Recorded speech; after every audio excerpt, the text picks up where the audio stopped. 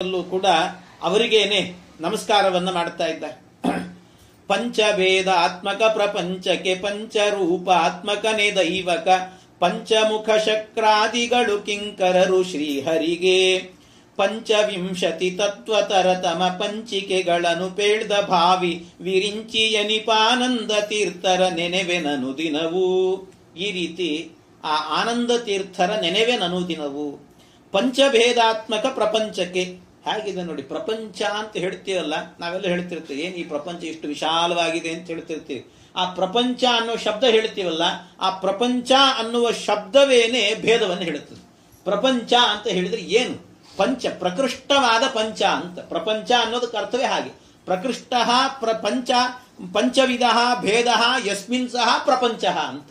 ಪ್ರಕೃಷ್ಟ ಪಂಚವಿಧ ಭೇದ ಯಸ್ಮಿನ್ ಸಹ ಪ್ರಪಂಚ. ಪ್ರಪಂಚ ಅನ್ನೋದಕ್ಕೇನೆ ಹೀಗರ್ಥ. 5 ಭೇದಗಳಿಂದ ಕೂಡಿರುವಂತಹದ್ದು ಪ್ರಪಂಚ ಅಂತ. 5 ಭೇದಗಳು ಅಂತ. ಅದನ್ನೇ ಪಂಚಭೇದಾತ್ಮಕ ಪ್ರಪಂಚಕ್ಕೆ ಅಂತ. ಪ್ರಪಂಚ ಅನ್ನೋ ಶಬ್ದಕ್ಕೆ ಹಾಗರ್ಥ. ಹೇಳೋದು ಮಾತ್ರ ಪ್ರಪಂಚ ಅಂತ ಹೇಳೋದು. ಪ್ರಪಂಚ ಅಂತ ಹೇಳೋದು ಭೇದವೇ ಇಲ್ಲ ಅಂತ ಹೇಳೋದು. ಎಷ್ಟು ವಿರುದ್ಧ ಹೇಳಿ. ಪ್ರಪಂಚ ಅನ್ನುವಾಗ ಭೇದ ಇದೆ ಅಂತ ಹೇಳೋದು. ಈ ಪ್ರಪಂಚದಲ್ಲಿ ಭೇದವೇ ಇಲ್ಲ. ಪ್ರಪಂಚದಲ್ಲಿ ಅನ್ನಬೇಕಾದ್ರೆ ಭೇದಾತ್ಮಕವಾದದ್ದೇ ಪ್ರಪಂಚ. ಮತ್ತು ಭೇದ ಇಲ್ಲ ಅಂದ್ರೆ ಅವನ ಮಾತಿಗೆ ವಿರುದ್ಧ. ಯಾವ ರೀತಿ ಅಂದ್ರೆ, ನಾನು ಮೂಕ ಅಂತ ಹೇಳಿದಂತೆ. ನಾನು ಮೂಕ ಅಂತ ಮಾತಾಡ್ತಿದ್ದಾನೆ, ಮಾತನಾಡುವಾಗ ಮಾತು ಬರ್ತಾ ಇದೆ, ಮೂಕ ಅಂತ ಹೇಳಿದ್ರೆ ಅದು ವಿರುದ್ಧ ಅಲ್ಲೇನು? ಹಾಗೂ ಆ ರೀತಿಯಲ್ಲಿ ಅಂತ. ಹಾಗೆ ಆ ಕ್ರಮದಿಂದ ಪಂಚಭೇದಾತ್ಮಕ ಪ್ರಪಂಚಕ್ಕೆ ಪಂಚಭೇದಗಳಿದ್ದಾರೆ. ಪಂಚಭೇದಗಳು, ಆ ಪಂಚಭೇದಗಳು ಕೂಡ ಯಾಕೆಂದ್ರೆ ಈ ತತ್ವಗಳು 3 ತತ್ವಗಳಿದ್ದಾರೆ. 3 ತತ್ವ: ಜೀವತತ್ವ, ಜಡತತ್ವ, ಈಶತತ್ವ ಅಂತ. ಜೀವತತ್ವ ಇವಂತೂ 3 ಬೇರೆ ಬೇರೆನೆ. ಜಡತತ್ವ ಎನ್ನುವುದು ಬೇರೆ, ನಮಗಿಂತ ಭಿನ್ನವಾಗಿದೆ. ಜಡ, ಈ ಕುರ್ಚಿ, ಕಲ್ಲು, ಮಣ್ಣು ಎಲ್ಲ ಬೇರೆ ಬೇರೆನೆ ಇದೆಲ್ಲ, ನಮಗಿಂತ ಭಿನ್ನ. ಇನ್ನು ನಾವು, ನಮ್ಮಲ್ಲೂ ಕೂಡ ಭೇದ ಇದೆ. ನಮ್ಮಲ್ಲೂ ಕೂಡ ಇದು ಜೀವತತ್ವ. ಇನ್ನು ಪರಮಾತ್ಮ ನಮಗಿಂತಲೂ ಕೂಡ ಉತ್ತಮ, ಅವನಿಗಿಂತ ನಾವೆಲ್ಲ ಅಧಮರು. ಹಾಗಾಗಿ ಅವನಿಗೂ ನಮಗೂ ವ್ಯತ್ಯಾಸ ಇದೆ. ಹೀಗೆ 3 ತತ್ವಗಳಿದ್ದಾವೆ, 5 ಭೇದಗಳಿದ್ದಾವೆ. 3 ತತ್ವಗಳಲ್ಲೂ ಕೂಡ ಒಂದು ಮುಖ್ಯವಾದ ತತ್ವ. ಮುಖ್ಯವಾದ ತತ್ವ ಯಾವುದು ಅಂದ್ರೆ ಪರಮಾತ್ಮ ತತ್ವ. ಆ ಪರಮಾತ್ಮನಿಗೂ ಮತ್ತು ಜೀವನಿಗೂ ಕೂಡ ಭೇದ ಇದೆ. ಇದು ಒಂದು ಪರಮಾತ್ಮ ಜೀವ ಭೇದ ಅಂತ. ಜೀವ ಈಶ ಭೇದ ಅಂತ ಹೇಳ್ತಾರೆ ಇದನ್ನ, ಜೀವೇಶ ಭೇದ ಅಂತ. ಇನ್ನೊಂದು, ಈ ಜೀವರು, ಪರಮಾತ್ಮ ಒಬ್ಬನೇ. ಈ ಜೀವರೇನಿದ್ದಾರೆ, ಜೀವರು ಅನಂತರಿದ್ದಾರೆ, ಅನಂತ ಜೀವಗಳು. ನಾವೆಲ್ಲ ಅನೇಕ ಜೀವರಿದ್ದೇವೆ, ಒಬ್ಬರಲ್ಲ, ಅನೇಕ ಜೀವರು. ಹಾಗಾಗಿ ಈ ಜೀವರಲ್ಲೂ ಕೂಡ ಪರಸ್ಪರ ಭೇದ ಎನ್ನುವಂಥದ್ದು. ಇದು 2ನೇ ಭೇದ. ಒಂದು ಜೀವನಿಗೂ ಪರಮಾತ್ಮನಿಗೂ, ಜೀವ ಈಶನಿಗೆ ಭೇದ. ಇನ್ನೊಂದು ಜೀವನಿಗೂ ಅನೇಕ ಜೀವರಾಶಿಗಳಿದ್ದಾವೆ. ಹಾಗಾಗಿ ಜೀವಗಳಿಗೆ ಭೇದ. ಅಷ್ಟೇ ಅಲ್ಲ, ಅದರ ಜೊತೆಗೆ ಈ ಜಡ ಏನಿದೆ, ಜಡದಲ್ಲೂ ಕೂಡ ಅನೇಕ ಜಡಗಳಿದ್ದಾವೆ.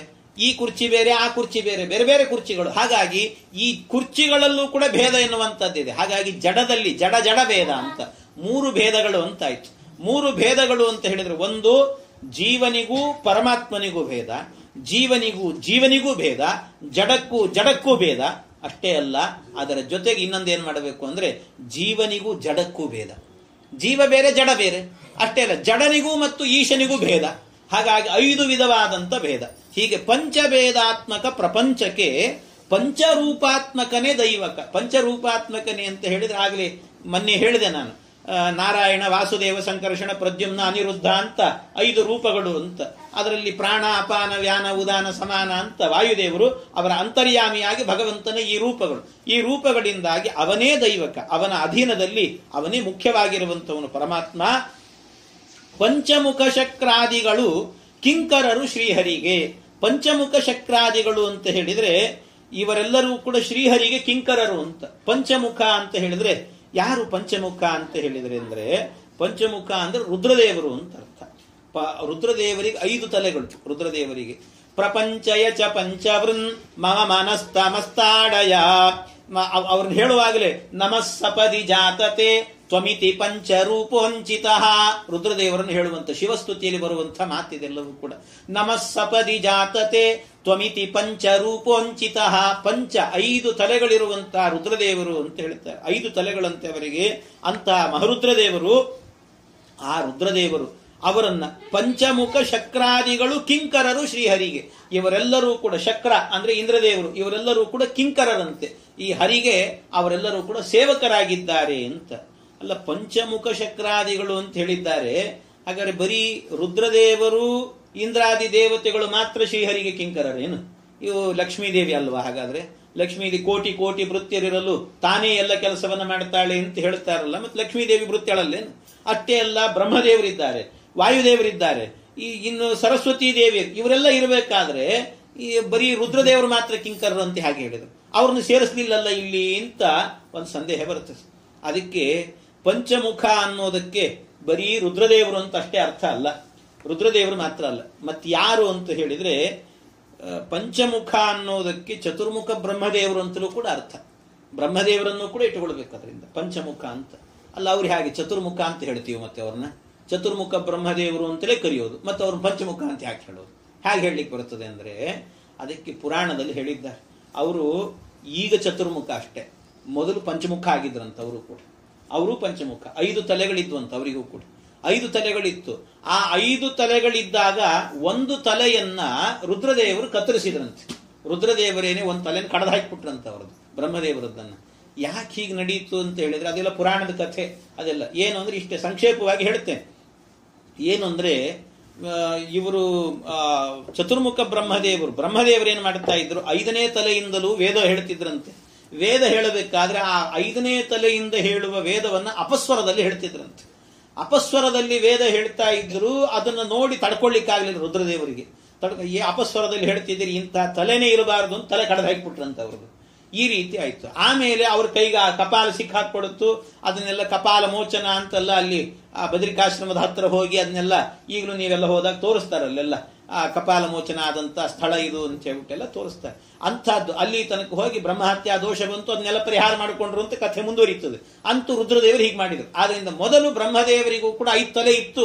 ಆದ್ರಿಂದ ಪಂಚಮುಖ ಅನ್ನೋ ಶಬ್ದಕ್ಕೆ ಅರ್ಥ ಏನು ಅಂದ್ರೆ ಬ್ರಹ್ಮದೇವರು ಅಂತಲೂ ಕೂಡ ಅರ್ಥ ಅಲ್ಲ. ಇಷ್ಟು ಹೇಳಿದ್ರಿ ಸರಿ. ಕಥೆಯಲ್ಲಿ ಹೇಳಬೇಕಾದ್ರೆ ಬ್ರಹ್ಮದೇವರು ಅಪಸ್ವರದಲ್ಲಿ ವೇದ ಹೇಳ್ತಾ ಇದ್ರು ಅಂತ ಹೇಳಿಬಿಟ್ರು. ಅಪಸ್ವರದಲ್ಲಿ ಅಂದ್ರೆ ಅವರು ಕೂಡ ಅಪಸ್ವರದಲ್ಲಿ ವೇದ ಹೇಳ್ತಾರೇನು? ಯಾಕೆಂದ್ರೆ ಭಾಗವತದಲ್ಲಿ ಹೇಳಬೇಕಾದ್ರೆ ಅವರೊಂದು ಮಾತು ಹೇಳ್ತಾರೆ ಚತುರ್ಮುಖ ಬ್ರಹ್ಮದೇವರು. ನ ಭಾರತೀ ಮೇಂಗ ಮೃಷೋಪಲಕ್ಷ್ಯತೆ ನಮೇ ಹೃಷಿ ಕಾಣಿ ಪತಂತ್ಯ ಸತ್ವತೆ.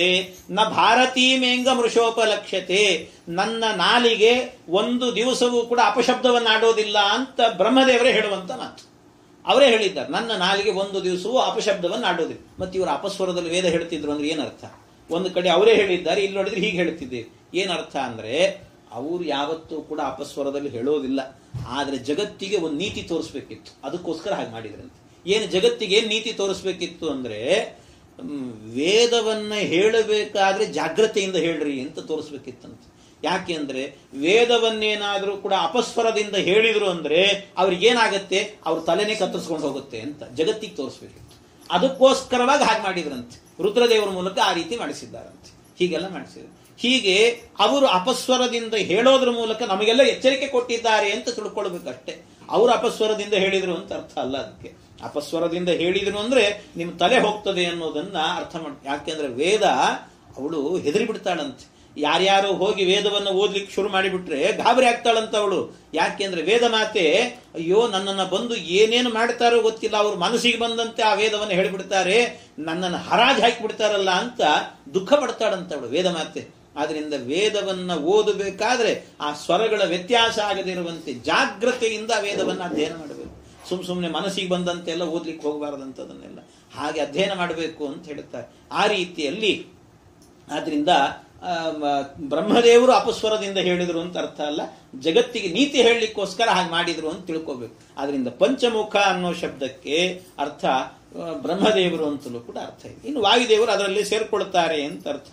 ಹಾಗಾಗಿ ಆ ಬ್ರಹ್ಮದೇವರು ಮತ್ತು ಅಷ್ಟೇ ಅಲ್ಲ, ಬ್ರಹ್ಮ ಪ್ರಾಣನಿಗೂ ಕೂಡ 5 ಪ್ರಾಣ ಅಪಾನ ವ್ಯಾನ ಉದಾನ ಸಮಾನ ಅಂತ ಇದ್ದೇ ಇದೆ ಅವರಿಗೆ 5. ಹಾಗಾಗಿ ಅವರನ್ನು ಕೂಡ ಪಂಚಮುಖ. ಶಕ್ರಾದಿಗಳು ಕಿಂಕರರು ಶ್ರೀಹರಿಗೆ ಅಲ್ಲ. ಇಷ್ಟು ಹೇಳಿದ್ವಿ, ಲಕ್ಷ್ಮೀದೇವಿನ ಸೇರಿಸಲಿಲ್ಲಲ್ಲ ಇಲ್ಲಿ. ಪಂಚಮುಖ ಅಂತ ಹೇಳಿದರೆ ಬ್ರಹ್ಮದೇವ್ರನ್ನ ಇಟ್ಕೊಳ್ಬಹುದು, ಪಂಚಮುಖ ಅಂತ ಹೇಳಿದರೆ ರುದ್ರದೇವ್ರನ್ನ ಇಟ್ಕೊಳ್ಬಹುದು, ಪಂಚಮುಖ ಅಂದ್ರೆ ಪ್ರಾಣದೇವ್ರನ್ನ ಇಟ್ಕೊಳ್ಬಹುದು. ಅವ್ರನ್ನ ಇಟ್ಕೊಂಡು ಮೇಲೆ ಅವ್ರ ಹೆಂಡಂದ್ರು ಬಂದಿದ್ದಾರೆ ಅದರಲ್ಲಿ ಸರಿ. ಆದ್ರೆ ಲಕ್ಷ್ಮೀದೇವಿನ ಬರ್ಲಿಲ್ಲಲ್ಲ ಅಂತ ಹೇಳಿದ್ರೆ ಲಕ್ಷ್ಮೀದೇವಿನ ಪಂಚಮುಖ ಅಂತ ಇಟ್ಕೊಂಡು ವ್ಯಾಖ್ಯಾನ ಮಾಡೋದು ಕಷ್ಟ. ಅದಕ್ಕೇನ್ ಮಾಡಬೇಕು ಅಂದ್ರೆ ಪಂಚಮುಖ ಶಕ್ರಾದಿಗಳು ಕಿಂಕರರು ಶ್ರೀಹರಿಗೆ ಅನ್ನುವಾಗ ಇಲ್ಲಿ ಏನ್ ಮಾಡಬೇಕು ಅಂದ್ರೆ ಶ್ರೀಹರಿಗೆ ಅನ್ನೋದನ್ನ ಬಿಡಿಸ್ಬೇಕು. ಅದನ್ನ ಶ್ರೀ ಹರಿಗೆ ಅಂತ ಮಾಡಬೇಕು. ಅಂದ್ರೆ ಪಂಚಮುಖ ಶಕ್ರಾದಿಗಳು ಕಿಂಕರರು ಶ್ರೀ ಹರಿಗೆ.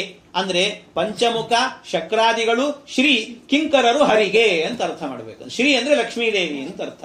ಹಾಗಾಗಿ ಲಕ್ಷ್ಮೀದೇವಿಯು ಕೂಡ ಕಿಂಕರಳಾಗಿದ್ದಾಳೆ ಭಗವಂತನಿಗೆ ಅಂತ. ಅಲ್ಲ, ಅದನ್ನಾದ್ರೂ ಕೂಡ ಹೀಗೆ ಯಾಕೆ ಮಾಡಿದ್? ಮೊದಲು ಲಕ್ಷ್ಮೀದೇವಿನ ಹೇಳ್ಬೋದಿತ್ತಲ್ಲ ಅಂದ್ರೆ ಅದನ್ನೆಲ್ಲ ಶಾಸ್ತ್ರದ ಪರಂಪರೆ ಹಾಗೆ. ಯಸ್ಮಾತ್ ಬ್ರಹ್ಮೇಂದ್ರ ರುದ್ರಾದಿ ದೇವತಾನಾಂ ಶ್ರಿಯೋಪಿ ಚ ಜ್ಞಾನ ಸ್ಫೂರ್ತಿ ಸದಾ ತಸ್ಮೈ ಹರಯೇ ಗುರವೇ ನಮಃ. ಅದೆಲ್ಲ ಶ್ಲೋಕಗಳನ್ನ ಪುರಾಣಗಳಲ್ಲೆಲ್ಲ ಹೇಳಬೇಕಾದ್ರೆ ಯಸ್ಮಾತ್ ಬ್ರಹ್ಮೇಂದ್ರ ರುದ್ರಾದಿ ದೇವತಾನಾಂ ಶ್ರಿಯೋಪಿ ಚ, ಲಕ್ಷ್ಮೀದೇವಿಯನ್ನು ಆಮೇಲೆ ಹೇಳ್ತಾರೆ, ಕೊನೆಗೆ ಹೇಳ್ತಾರೆ. ಹಾಗೆ ಆ ಕ್ರಮವನ್ನು ಅನುಸರಿಸಿಕೊಂಡು ಇಲ್ಲೂ ಕೂಡ ಹೇಳಿದ್ದಾರೆ ಅಂತ ವ್ಯಾಖ್ಯಾನವನ್ನು ಮಾಡಿಕೊಳ್ಳಬೇಕಂತೆ. ಹೀಗೆ ಇವರೆಲ್ಲರೂ ಕೂಡ ಶ್ರೀಹರಿಗೆ ಕಿಂಕರರು. ಪಂಚವಿಂಶತಿ ತತ್ವ ತರತಮ ಪಂಚಿಕೆಗಳನ್ನು ಪೇಳ್ದ. ಪಂಚವಿಂಶತಿ ತತ್ವ 25 ತತ್ವಗಳು ಅಂತ 25 ತತ್ವಗಳಿದ್ದಾವೆ. ಆ 25 ತತ್ವಗಳನ್ನು ಕೂಡ 25 ತತ್ವಗಳೆಲ್ಲ ಭಾಗವತವನ್ನು ಕೇಳಿದವ್ರಿಗೆ ಗೊತ್ತೇ ಇರುತ್ತೆ. ಈ ಬ್ರಹ್ಮಾಂಡ ನಿರ್ಮಾಣ ಆದದ್ದೇ ಅದರಿಂದ. ಮೊದಲಿಗಾಗಬೇಕಾದ್ರೆ ಪರಮಾತ್ಮ ಮೂಲ ಪ್ರಕೃತಿಯನ್ನು ನೋಡಿ ಅವ್ಯಕ್ತ ತತ್ವವನ್ನು ಹುಟ್ಟಿಸಿದ. ಆ ಅವ್ಯಕ್ತ ತತ್ವದಿಂದಾಗಿ ಮಹತ್ತತ್ವ, ಮಹತ್ತತ್ವದಿಂದ ಅಹಂಕಾರ ತತ್ವ, ಆ ಅಹಂಕಾರ ತತ್ವ ಅದರಿಂದ ಮತ್ತೆ ಪಂಚಭೂತಗಳು, ಪಂಚ ತನ್ಮಾತ್ರೆಗಳು, ಆಮೇಲೆ ಪಂಚ ಜ್ಞಾನೇಂದ್ರಿಯಗಳು, ಪಂಚ ಕರ್ಮೇಂದ್ರಿಯಗಳು. ಹೀಗೆ ಪಂಚಭೂತ, ಪಂಚ ತನ್ಮಾತ್ರೆ, ಪಂಚ ಜ್ಞಾನೇಂದ್ರಿಯ, ಪಂಚ ಕರ್ಮೇಂದ್ರಿಯ 20 ಆಯ್ತು ಅಲ್ಲಿಗೆ. ಅಹಂಕಾರ ತತ್ವ, ಮಹತ್ತತ್ವ, ಅವ್ಯಕ್ತ ತತ್ವ, ಆಮೇಲೆ ಮೂಲ ಪ್ರಕೃತಿ, ಇದಲ್ಲದೆ ಪುರುಷ ಅನ್ನುವಂಥ ಒಂದು ಪರಮಾತ್ಮನ ರೂಪ. ಹಾಗಾಗಿ 25 ತತ್ವಗಳು. ಇದೆಲ್ಲ ಒಂದೊಂದು ಇಟ್ಟಿಗೆ ಇದ್ದಂತೆ, ಇಟ್ಟಂಗಿ ಅಂತ ಹೇಳ್ತೀವಿ, ಮನೆ ಕಟ್ಟಬೇಕಾದ್ರೆ ಇಟ್ಟಂಗಿ ಅಂತ ಹೇಳ್ತೀವಲ್ಲ. ಹಾಗೆ ಈ ಇಟ್ಟಂಗಿಗಳನ್ನೆಲ್ಲ ಮಾಡಿ ಒಂದೊಂದು ಇಟ್ಟಂಗಿಗೆ ಒಬ್ಬೊಬ್ಬ ಅಭಿಮಾನಿ ದೇವತೆಗಳು ಅಂತ ಸೃಷ್ಟಿ ಮಾಡಿದಂತೆ ಭಗವಂತ. ಆ ಎಲ್ಲ ಅಭಿಮಾನಿ ದೇವತೆಗಳನ್ನು ಸೃಷ್ಟಿ ಮಾಡಿದ ನಂತರ ಅವರೆಲ್ಲ ಕೇಳಿದ್ರಂತೆ ದೇವತೆಗಳು, ದೇವರೇ ನಾವೆಲ್ಲ ವಾಸ ಮಾಡಲಿಕ್ಕೆ ನಮಗೊಂದು ಮಂದಿರ ಕಟ್ಟಿಕೊಡು ಅಂತ ಕೇಳಿದ್ರಂತೆ. ನಮಗೊಂದು ಮಂದಿರ ಬೇಕು ಅಂತ ಕೇಳಿದ್ದಕ್ಕೆ ಭಗವಂತ ಹೇಳಿದ, ಈ 25 ಇಟ್ಟಂಗಿ ಇದೆಯಲ್ಲ, ಇದನ್ನು ಜೋಡಿಸಿ ನಾನೊಂದು ಮಂದಿರ ಕಟ್ತೀನಿ ಅಂತ ಮಂದಿರ ಕಟ್ಟಿದ್ನಂತವನು. ಏನು ಆ 25 ಇಟ್ಟಂಗಿಯಿಂದ ಜೋಡಿಸಿ ಕಟ್ಟಿದ ಮಂದಿರವೇನೆ ಈ ಬ್ರಹ್ಮಾಂಡ. ಅದನ್ನೇ ಹೇಳಿದರು, ಬ್ರಹ್ಮಾಂಡಂ ವರಮಂದಿರಂ ಸುರಗಣಾಹ ಯಸ್ಯ ಪ್ರಭೋ ಸೇವಕಾಹ. ಬ್ರಹ್ಮಾಂಡಂ ವರ ಮಂದಿರಂ, ಈ ಬ್ರಹ್ಮಾಂಡ ಎನ್ನುವಂತಹದ್ದು ದೇವತೆಗಳಿಗೆ ವರರೂಪದಲ್ಲಿ ಸಿಕ್ಕಿರುವಂತ ಮಂದಿರ. ಅಂಥ ಮಂದಿರವನ್ನು ಕಟ್ಟಿಕೊಟ್ಟಿದ್ದಾನೆ ಭಗವಂತ. ಆ 25 ತತ್ವಗಳೇನಿದ್ದಾವೆ ಅದೇ ತತ್ವ ಪಂಚವಿಂಶತಿ ತತ್ವ. ಆಮೇಲೆ ತರತಮ, ತರತಮ ಅಂತ ಹೇಳಿದ್ರೆ ತಾರತಮ್ಯ ಸಿದ್ಧಾಂತ. ಮಧ್ವಾಚಾರ್ಯ ಸಿದ್ಧಾಂತ ತಾರತಮ್ಯ ಸಿದ್ಧಾಂತ. ಯಾಕೆ? ಅವರು ಹೇಳುವಂತಹದ್ದೇನೆ ಎಲ್ಲದರಲ್ಲೂ ಕೂಡ ಹರಿ ಸರ್ವೋತ್ತಮ, ಆಮೇಲೆ ರಮಾದೇವಿ, ಆಮೇಲೆ ಬ್ರಹ್ಮದೇವರು, ಆಮೇಲೆ ಸರಸ್ವತಿ ದೇವಿಯರು, ಭಾರತೀ ದೇವಿಯರು, ಹೀಗೆ ಒಂದೊಂದು ಒಂದೇ ತುರಂಗ, ಅದನ್ನೆಲ್ಲ ಒಂದೊಂದು ಸಂದರ್ಭದಲ್ಲಿ ಆ ತಾರತಮ್ಯದ ಚಿಂತನೆಯನ್ನು ಮಾಡಿಕೊಂಡು ಹೋಗಬೇಕು. ಹಾಗೆ ಆ ಕ್ರಮದಿಂದಾಗಿ ಇದನ್ನೆಲ್ಲ ವಂದೇ ವಿಷ್ಣುಂ ನಮಾಮಿ ಶ್ರಿಯಮತ ಚ ಭುವಂ ಬ್ರಹ್ಮವಾಯು ಚ ವಂದೇ ಗಾಯತ್ರೀಂ ಭಾರತೀಂ ತಾಂ ಅಪಿ ಗರುಡಮನಂತಂ ಭಜೆ ರುದ್ರದೇವಂ ದೇವೀಂ ವಂದೇ ಸುಪರ್ಣೀಂ ಅಧಿಪತಿ ದಯಿತಾಂ ವಾರುಣೀಂ ಅಪ್ಯುಮಾಂ ತಾಂ ಇಂದ್ರಾದೀನ್ ಕಾಮಮುಖ್ಯಾನ್ ಅಪಿ ಸಕಲ ಸುರಾನ್ ತದ್ಗುರೂನ್ ಮದ್ಗುರುಂಶ್ಚ. ಎಲ್ಲ ತಾರತಮ್ಯ ಸಿದ್ಧಾಂತ ಇದೆಲ್ಲವೂ ಕೂಡ. ಹೀಗೆ ಎಲ್ಲ ಆ ತಾರತಮ್ಯ ಸಿದ್ಧಾಂತವನ್ನು ಹೇಳುವಂತವರು ಈ ನಮ್ಮ ಮಧ್ವಾಚಾರ್ಯರು. ಆದ್ರಿಂದ ತರತಮ ಪಂಚಿಕೆಗಳನ್ನು ಪೇಳ್ದ. ತರತಮ ತಾರತಮ್ಯ ಮತ್ತು ಪಂಚಿಕೆಯನ್ನ, ಪಂಚಿಕೆ ಅಂತ ಹೇಳಿದ್ರೆ ಇವೆಲ್ಲ ಏನು 5 ವಿಧವಾಗಿರುವಂತ ಏನು ಭೇದಗಳಿದ್ದಾವೆ, ಪಂಚಿಕೆಗಳ ವಿಸ್ತಾರವನ್ನ, ಇದನ್ನೆಲ್ಲ ತಾರತಮ್ಯಗಳನ್ನೆಲ್ಲ ನಿರೂಪಣೆ ಮಾಡಿದಂಥವರು. ಆಮೇಲೆ ದೇವತೆಗಳಲ್ಲೂ ಕೂಡ ಹಾಗಿದ್ದಾರೆ, ಉತ್ತಮರು ಮಧ್ಯಮರು ಅನ್ನುವಂಥವರೆಲ್ಲ ಇದ್ದಾರೆ. ಹಾಗೆಲ್ಲ ವರ್ಣನೆ ಮಾಡುತ್ತಾ ಇದನ್ನು ತಿಳಿಸಿದಂತ ಏನು ಭಾವಿ ವಿರಿಂಚಿ ಎನಿಪ, ಭಾವಿ ವಿರಿಂಚಿ, ಮುಂದೆ ಬ್ರಹ್ಮದೇವರ ಪದವಿಗೆ ಬರುವಂತ ಭಾವಿ ಬ್ರಹ್ಮದೇವರು ಅಂತ ಹೇಳ್ತಾರೆ, ಭಾವಿ ಬ್ರಹ್ಮರು ಅಂತ ಏನು ಆನಂದ ತೀರ್ಥರ, ಆನಂದ ತೀರ್ಥರೇನಿದ್ದಾರೆ, ನೆನೆವೆನು ಅನುದಿನವು ಅವರನ್ನು ನಾನು ಸ್ಮರಣೆ ಮಾಡುತ್ತೇನೆ. ಯಾಕೆಂದ್ರೆ ಅವರ ಅನುಗ್ರಹದಿಂದಲೇನೆ ನಾವೇನಾದ್ರೂ 2 ಅಕ್ಷರವನ್ನು ಹೇಳಲಿಕ್ಕೆ ಸಾಧ್ಯ ಅಂತ. ಯಾಕೆಂದ್ರೆ ಒಂದು ಕಡೆಯಲ್ಲಿ ಹೇಳುತ್ತಾರೆ ಮಧ್ವಾಚಾರ್ಯರು, ಅವರು ಒಂದು ಆಗಲೇ ಹೇಳಿದೆ ಹೀಗೆ 2 ಬೆರಳು ಹಿಡಿದಿರ್ತಾರೆ ಅಂತ. ಇದು ಅಷ್ಟೇ ಅಲ್ಲ, ಅವರನ್ನ ಹೃದಯದಲ್ಲಿ ಚಿಂತನೆ ಮಾಡೋದು ಅಂತ ಆದ್ರೆ ಮಧ್ವಾಚಾರ್ಯರನ್ನೇ ಹ್ಯಾಕ್ ಚಿಂತನೆ ಮಾಡಬೇಕು ಅಂತ ಕೇಳಿದ್ರೆ, ಮಧ್ವಾಚಾರ್ಯರ ಚಿಂತನೆ ಎನ್ನುವಂತಹದ್ದು, ಅವರು ಒಂದು ಕೈಯಲ್ಲಿ ಬ್ರಹ್ಮಸೂತ್ರ ಹಿಡಿದಿರ್ತಾರೆ, ಇನ್ನೊಂದು ಕೈಯಲ್ಲಿ ಹೀಗೆ ಒಂದು ಜ್ಞಾನ ಮುದ್ರೆ ಹಿಡಿದಿರ್ತಾರಂತೆ. ಈ ಜ್ಞಾನ ಮುದ್ರೆ ಅಂದ್ರೆ ಮಧ್ವಾಚಾರ್ಯ ಅವತಾರ ಮಾಡಿದ್ದು ಯಾಕೆ ಅಂದ್ರೆ ಜ್ಞಾನ ಪ್ರಸಾರಕ್ಕೋಸ್ಕರ ಅವತಾರ ಮಾಡಿದ್ದು. ಎಲ್ಲ ಕಡೆಯಲ್ಲೂ ಕೂಡ ಸಜ್ಜನರಿಗೆ ಜ್ಞಾನ ಎನ್ನುವಂತಹದ್ದು ತಲುಪಬೇಕು ಅನ್ನೋದಕ್ಕೋಸ್ಕರವಾಗಿ ಅವರು ಅವತಾರ ಮಾಡಿದ್ದು. ಆದ್ರಿಂದ ಅವ್ರೇನ್ ಮಾಡಿರ್ತಾರೆ ಅಂದ್ರೆ, ಹೀಗೆ ಈ ಹೆಬ್ಬೆರಳು ಮತ್ತು ತೋರು ಬೆರಳು ಇವೆರಡನ್ನು ಕೂಡ ಇವೆರಡನ್ನ ಜೋಡಿಸಿ ಇದರಿಂದ ಅವರು ಜ್ಞಾನ ಮುದ್ರೆಯನ್ನು ಧಾರಣೆ ಮಾಡಿರ್ತಾರಂತೆ ಮಧ್ವಾಚಾರ್ಯ. ಹೀಗೆ ಜ್ಞಾನ ಮುದ್ರೆಯನ್ನ ಧಾರಣೆ ಮಾಡಿದ್ದರ ಹಿನ್ನೆಲೆ ಏನು ಅಂತ ಹೇಳಿದ್ರೆ, ಅದು ಬಹಳ ಸುಂದರವಾದಂತ ಹಿನ್ನೆಲೆ ಇದೆ. ಅದಕ್ಕೆ ಏನ ಹಿನ್ನೆಲೆ ಅಂದ್ರೆ, ಬಹಳ ಮಧ್ವಾಚಾರ್ಯರು ನಾನಾಗಲೇ ಹೇಳಿದಂತೆ 2 ಬೆರಳು ಹಿಡಿದಿದ್ದಾರೆ. ಅದಲ್ಲದೆ ಜ್ಞಾನ ಮುದ್ರೆ ಅಂತರಂಗದಲ್ಲಿ ಚಿಂತನೆ ಮಾಡುವಾಗ ಹೀಗೆ ಮಾಡಬೇಕಂತ ಮಧ್ವಾಚಾರ್ಯನ ಕರಿಬೇಕಂತೆ, ನಮ್ಮ ಹೃದಯಕ್ಕೆ ಕರಿಬೇಕು. ಮಧ್ವಾಚಾರ್ಯರು ಅಂತ ಹೇಳಿದ್ರೆ ಎಲ್ಲಾ ಗ್ರಂಥಗಳನ್ನ ಅಧ್ಯಯನ ಮಾಡಬೇಕಾದ್ರೆ ಅವರ ಅನುಗ್ರಹ ಬೇಕು. ಅವರ ಅನುಗ್ರಹ ಇಲ್ಲದೆ ಯಾವ ಗ್ರಂಥ ಅರ್ಥ ಆಗೋದಿಲ್ಲ. ನಮಗೇನಾದ್ರೂ ಹರಿಕಥಾಮೃತಸಾರದ ಒಂದು ಪದ ಏನೋ ಅರ್ಥ ಆಗಲಿಲ್ಲ ಅಂದ್ರೆ ನಾವೇ ಅಂದುಕೊಳ್ಬೇಕು, ಮಧ್ವಾಚಾರ್ಯರೇ ನನ್ನ ಹೃದಯಕ್ಕೆ ಬಂದು ನನ್ನ ತಲೆಯಲ್ಲಿ ಹೊಳಸಿ ಈ ಗ್ರಂಥವನ್ನು ಅರ್ಥ ಮಾಡಿಸಿ ನನಗೆ ಅಂತ ಕೇಳ್ಕೊಳ್ಬೇಕಂತೆ ಅವರನ್ನು. ಆ ಹೃದಯದಲ್ಲಿ ಬಂದ ಮಧ್ವಾಚಾರ್ಯರು ಜ್ಞಾನ ಮುದ್ರೆ ಹಿಡಿದಿರ್ತಾರೆ. ಅವರು ಜ್ಞಾನ ಮುದ್ರೆ ಹಿಡಿಯೋದಂದ್ರೆ ಏನ್ ಅರ್ಥ ಗೊತ್ತಾ? ಜ್ಞಾನ ಮುದ್ರೆ ಅಂದ್ರೆ ಅದರಲ್ಲಿ ಈ ಹೆಬ್ಬೆರಳು ತೋರು ಬೆರಳನ್ನು ಒಂದು ಮಾಡೋದು, ಉಳಿದ 3 ಬೆರಳುಗಳನ್ನು ಮೇಲೆ ಮಾಡೋದು. ಇದನ್ನ ಜ್ಞಾನ ಮುದ್ರೆ ಅಂತ ಕರೀತಾರೆ. ಏನದರ ಅಭಿಪ್ರಾಯ ಅಂದ್ರೆ ಇಷ್ಟೇ ಅಭಿಪ್ರಾಯ. ಈ ಹೆಬ್ಬೆರಳು ಅಂತ ಹೇಳಿದ್ರೆ ಇದು ಭಗವಂತ ಅಂತ ಅರ್ಥ, ತೋರು ಬೆರಳು ಅಂತ ಹೇಳಿದ್ರೆ ಇದು ಜೀವ ಅಂತ ಅರ್ಥ. ಈ ಹೆಬ್ಬೆರಳು ಪರಮಾತ್ಮ, ಜೀವ ಏನ್ ಮಾಡಬೇಕಂತೆ, ಈ ದೇವರ ಬಳಿಗೆ ಹೋಗಬೇಕು. ದೇವರ ಬಳಿಗೆ ಹೋಗಬೇಕು ಅಂದ್ರೆ ಯಾವುದು ಮಾರ್ಗ, ದಾರಿ ಯಾವುದು ಅಂದ್ರೆ ಜ್ಞಾನ ಮಾರ್ಗ. ಜ್ಞಾನ ಮಾರ್ಗದಿಂದಲೇ ದೇವರನ್ನ ಹೋಗಿ ಸೇರ್ಬೇಕು ನಾವಷ್ಟೇ. ನಹಿ ಜ್ಞಾನೇನ ಸದೃಶಂ ಪವಿತ್ರಮಿ ವಿದ್ಯತೆ ಬಹೂನಾಂ ಜನ್ಮನಾಮಂತೆ ಜ್ಞಾನವಾನ್ ಮಾಂ ಪ್ರಪದ್ಯತೆ. ಜ್ಞಾನದಿಂದಲೇ ಹೋಗಿ ಸೇರಬೇಕು ಅವನನ್ನ, ಪರಮಾತ್ಮನನ್ನ. ಹಾಗಾದ್ರೆ ಆ ಜ್ಞಾನ ಮಾರ್ಗದಲ್ಲಿ ಹೋಗಬೇಕು ಈ ಜೀವ ಅಂತ ಆದ್ರೆ ಏನ್ ಮಾಡಬೇಕು? ಅದಕ್ಕೆ 3 ಬೇಕಂತೆ. 3 ಬೇಕು ಅನ್ನಬೇಕಾದ್ರೆ ಮೊದಲು 3 ಹೋಗಬೇಕು. 3 ಯಾವುದು ಹೋಗಬೇಕು ಅಂದ್ರೆ ಅವಿದ್ಯಾ, ಕಾಮ, ಕರ್ಮ. ಇದು 3 ಹೋಗಬೇಕಂತೆ. ಅವಿದ್ಯಾ, ಕಾಮ, ಕರ್ಮ ಅಂದ್ರೆ, ಅವಿದ್ಯಾ ಅಂದ್ರೆ ಕೆಟ್ಟ ಕೆಟ್ಟ ಗ್ರಂಥಗಳನ್ನು ಓದೋದು, ಕೆಟ್ಟ ಕೆಟ್ಟ ವಿಷಯವನ್ನು ತಿಳಿದುಕೊಳ್ಳೋದು, ಇದು ಅವಿದ್ಯೆ. ಇದರಿಂದ ಏನಾಗುತ್ತೆ, ಮನುಷ್ಯನಿಗೆ ಕಾಮ, ಬೇಡವಾದಂತ ಆಲೋಚನೆಗಳು ಬರ್ತವೆ. ನನಗೆ ಅದು ಬೇಕು ಇದು ಬೇಕು ಅನ್ನುವಂಥ ಕೆಟ್ಟ ಆಲೋಚನೆಗಳು ಬರ್ತದೆ, ಕಾಮನೆ ಹುಟ್ಟುತ್ತೆ ಅವನಿಗೆ. ಅದು ಸಿಗದೇ ಇದ್ದಾಗ ಕರ್ಮ, ಕೆಟ್ಟ ಕರ್ಮವನ್ನು ಮಾಡ್ಲಿಕ್ಕೆ ಶುರು ಮಾಡ್ತಾನೆ. ಆಗ ಈ ಜೀವ ಏನಾಗ್ತಾನೆ, ನೆಟ್ಟಿಗೆ ನಿಂತ್ಕೊಂಡ್ಬಿಡ್ತಾನೆ. ಹೀಗೆ ನಾನೇ ದೇವರು ಅಂತ ಅನ್ಕೊಂಡು ನಿಂತ್ಕೊಂಡ್ಬಿಡ್ತಾನೆ. ಅಹಂಕಾರದಿಂದ ನಿಂತ್ಬಿಡ್ತಾನೆ, ದೇವರ ಕಡೆ ಹೋಗೋದಿಲ್ಲ. ಅದಕ್ಕೇನಾಗಬೇಕು, ಈ 3 ಹೋಗಬೇಕು. 3 ಹೋಗಬೇಕು ಅಂದ್ರೆ 3 ಬರಬೇಕಂತೆ. ಯಾವುದು? ಜ್ಞಾನ, ಭಕ್ತಿ, ವೈರಾಗ್ಯ. ಈ 3 ಬರಬೇಕು. ಜ್ಞಾನ ಅಂದ್ರೆ ಪರಮಾತ್ಮನ ಬಗ್ಗೆ ಸರಿಯಾದ ತತ್ವಜ್ಞಾನ ಎನ್ನುವಂತಹದ್ದು ಬರಬೇಕು. ಸರಿಯಾದ ತತ್ವಜ್ಞಾನ ಎನ್ನುವಂತಹದ್ದು ಬಂತು ಅಂತ ಆದ್ರೆ ಆಮೇಲೆ ಅದರಿಂದ ಭಕ್ತಿ, ಅವನಲ್ಲಿ ಭಕ್ತಿ ಎನ್ನುವಂಥದ್ದು ಹುಟ್ಟುತ್ತೆ ಪರಮಾತ್ಮನಲ್ಲಿ. ಆಮೇಲೆ ವೈರಾಗ್ಯ. ಈ ವೈರಾಗ್ಯ ಬಂದಾಗ ಆ ಜೀವ ಏನು ಮಾಡ್ತಾನೆ, ನಂದೇನದೋ ಸ್ವಾಮಿ ನಿಂದೇ ಇದೆಲ್ಲವೂ ಅಂತ ಬಾಗಿಕೊಂಡು ಹೋಗ್ತಾನಂತೆ ದೇವರ ಬಳಿಗೆ. ಹಾಗಾಗಿ ಈ ದೇವರ ಬಳಿಗೆ ಸಾಗಬೇಕು ಅಂತಾದ್ರೆ ಜ್ಞಾನಭಕ್ತಿ ವೈರಾಗ್ಯಗಳ ಮೂಲಕವಾಗಿ ಜ್ಞಾನ ಮಾರ್ಗದಿಂದ ಹೋದ್ರೇನೆ ಅದು ಸಾಧ್ಯ ಅಂತ. ಇಂಥ ಜ್ಞಾನ ಮಾರ್ಗವನ್ನು ತೋರಿಸ್ಲಿಕ್ಕೋಸ್ಕರವೇ ಬಂದವರು ಯಾರು ಅಂದ್ರೆ ಮಧ್ವಾಚಾರ್ಯ. ಹಾಗಾಗಿ ಮಧ್ವಾಚಾರ್ಯ ಈ ಮುದ್ರೆಯನ್ನು ಹಿಡಿದಿರ್ತಾರಂತೆ. ಅವರನ್ನ ಅಂತರಂಗದಲ್ಲಿ ಚಿಂತನೆ ಮಾಡಿ ಈ ರೀತಿ ಅದನ್ನು ದಾಸರು ಭಾವಿ ವಿರಿಂಚಿ ಯನಿಪ ಆನಂದ ತೀರ್ಥರ. ಭಾವಿ ವಿರಿಂಚಿ, ಭಾವಿ ಬ್ರಹ್ಮ ಪದವಿಗೆ ಬರುವ, ಮುಂದೆ ಬ್ರಹ್ಮದೇವರ ಪದವಿಗೆ ಬರುವಂತ ಏನು ಆನಂದ ತೀರ್ಥರಿದ್ದಾರೆ ಅವರನ್ನ ನೆನೆವೆ ನನುದಿನವು. ನನ್ನ ಹೃದಯದಲ್ಲಿ ಅವರನ್ನ ಸ್ಮರಣೆ ಮಾಡುತ್ತೇನೆ ನಾನು ಯಾವಾಗಲೂ ಕೂಡ.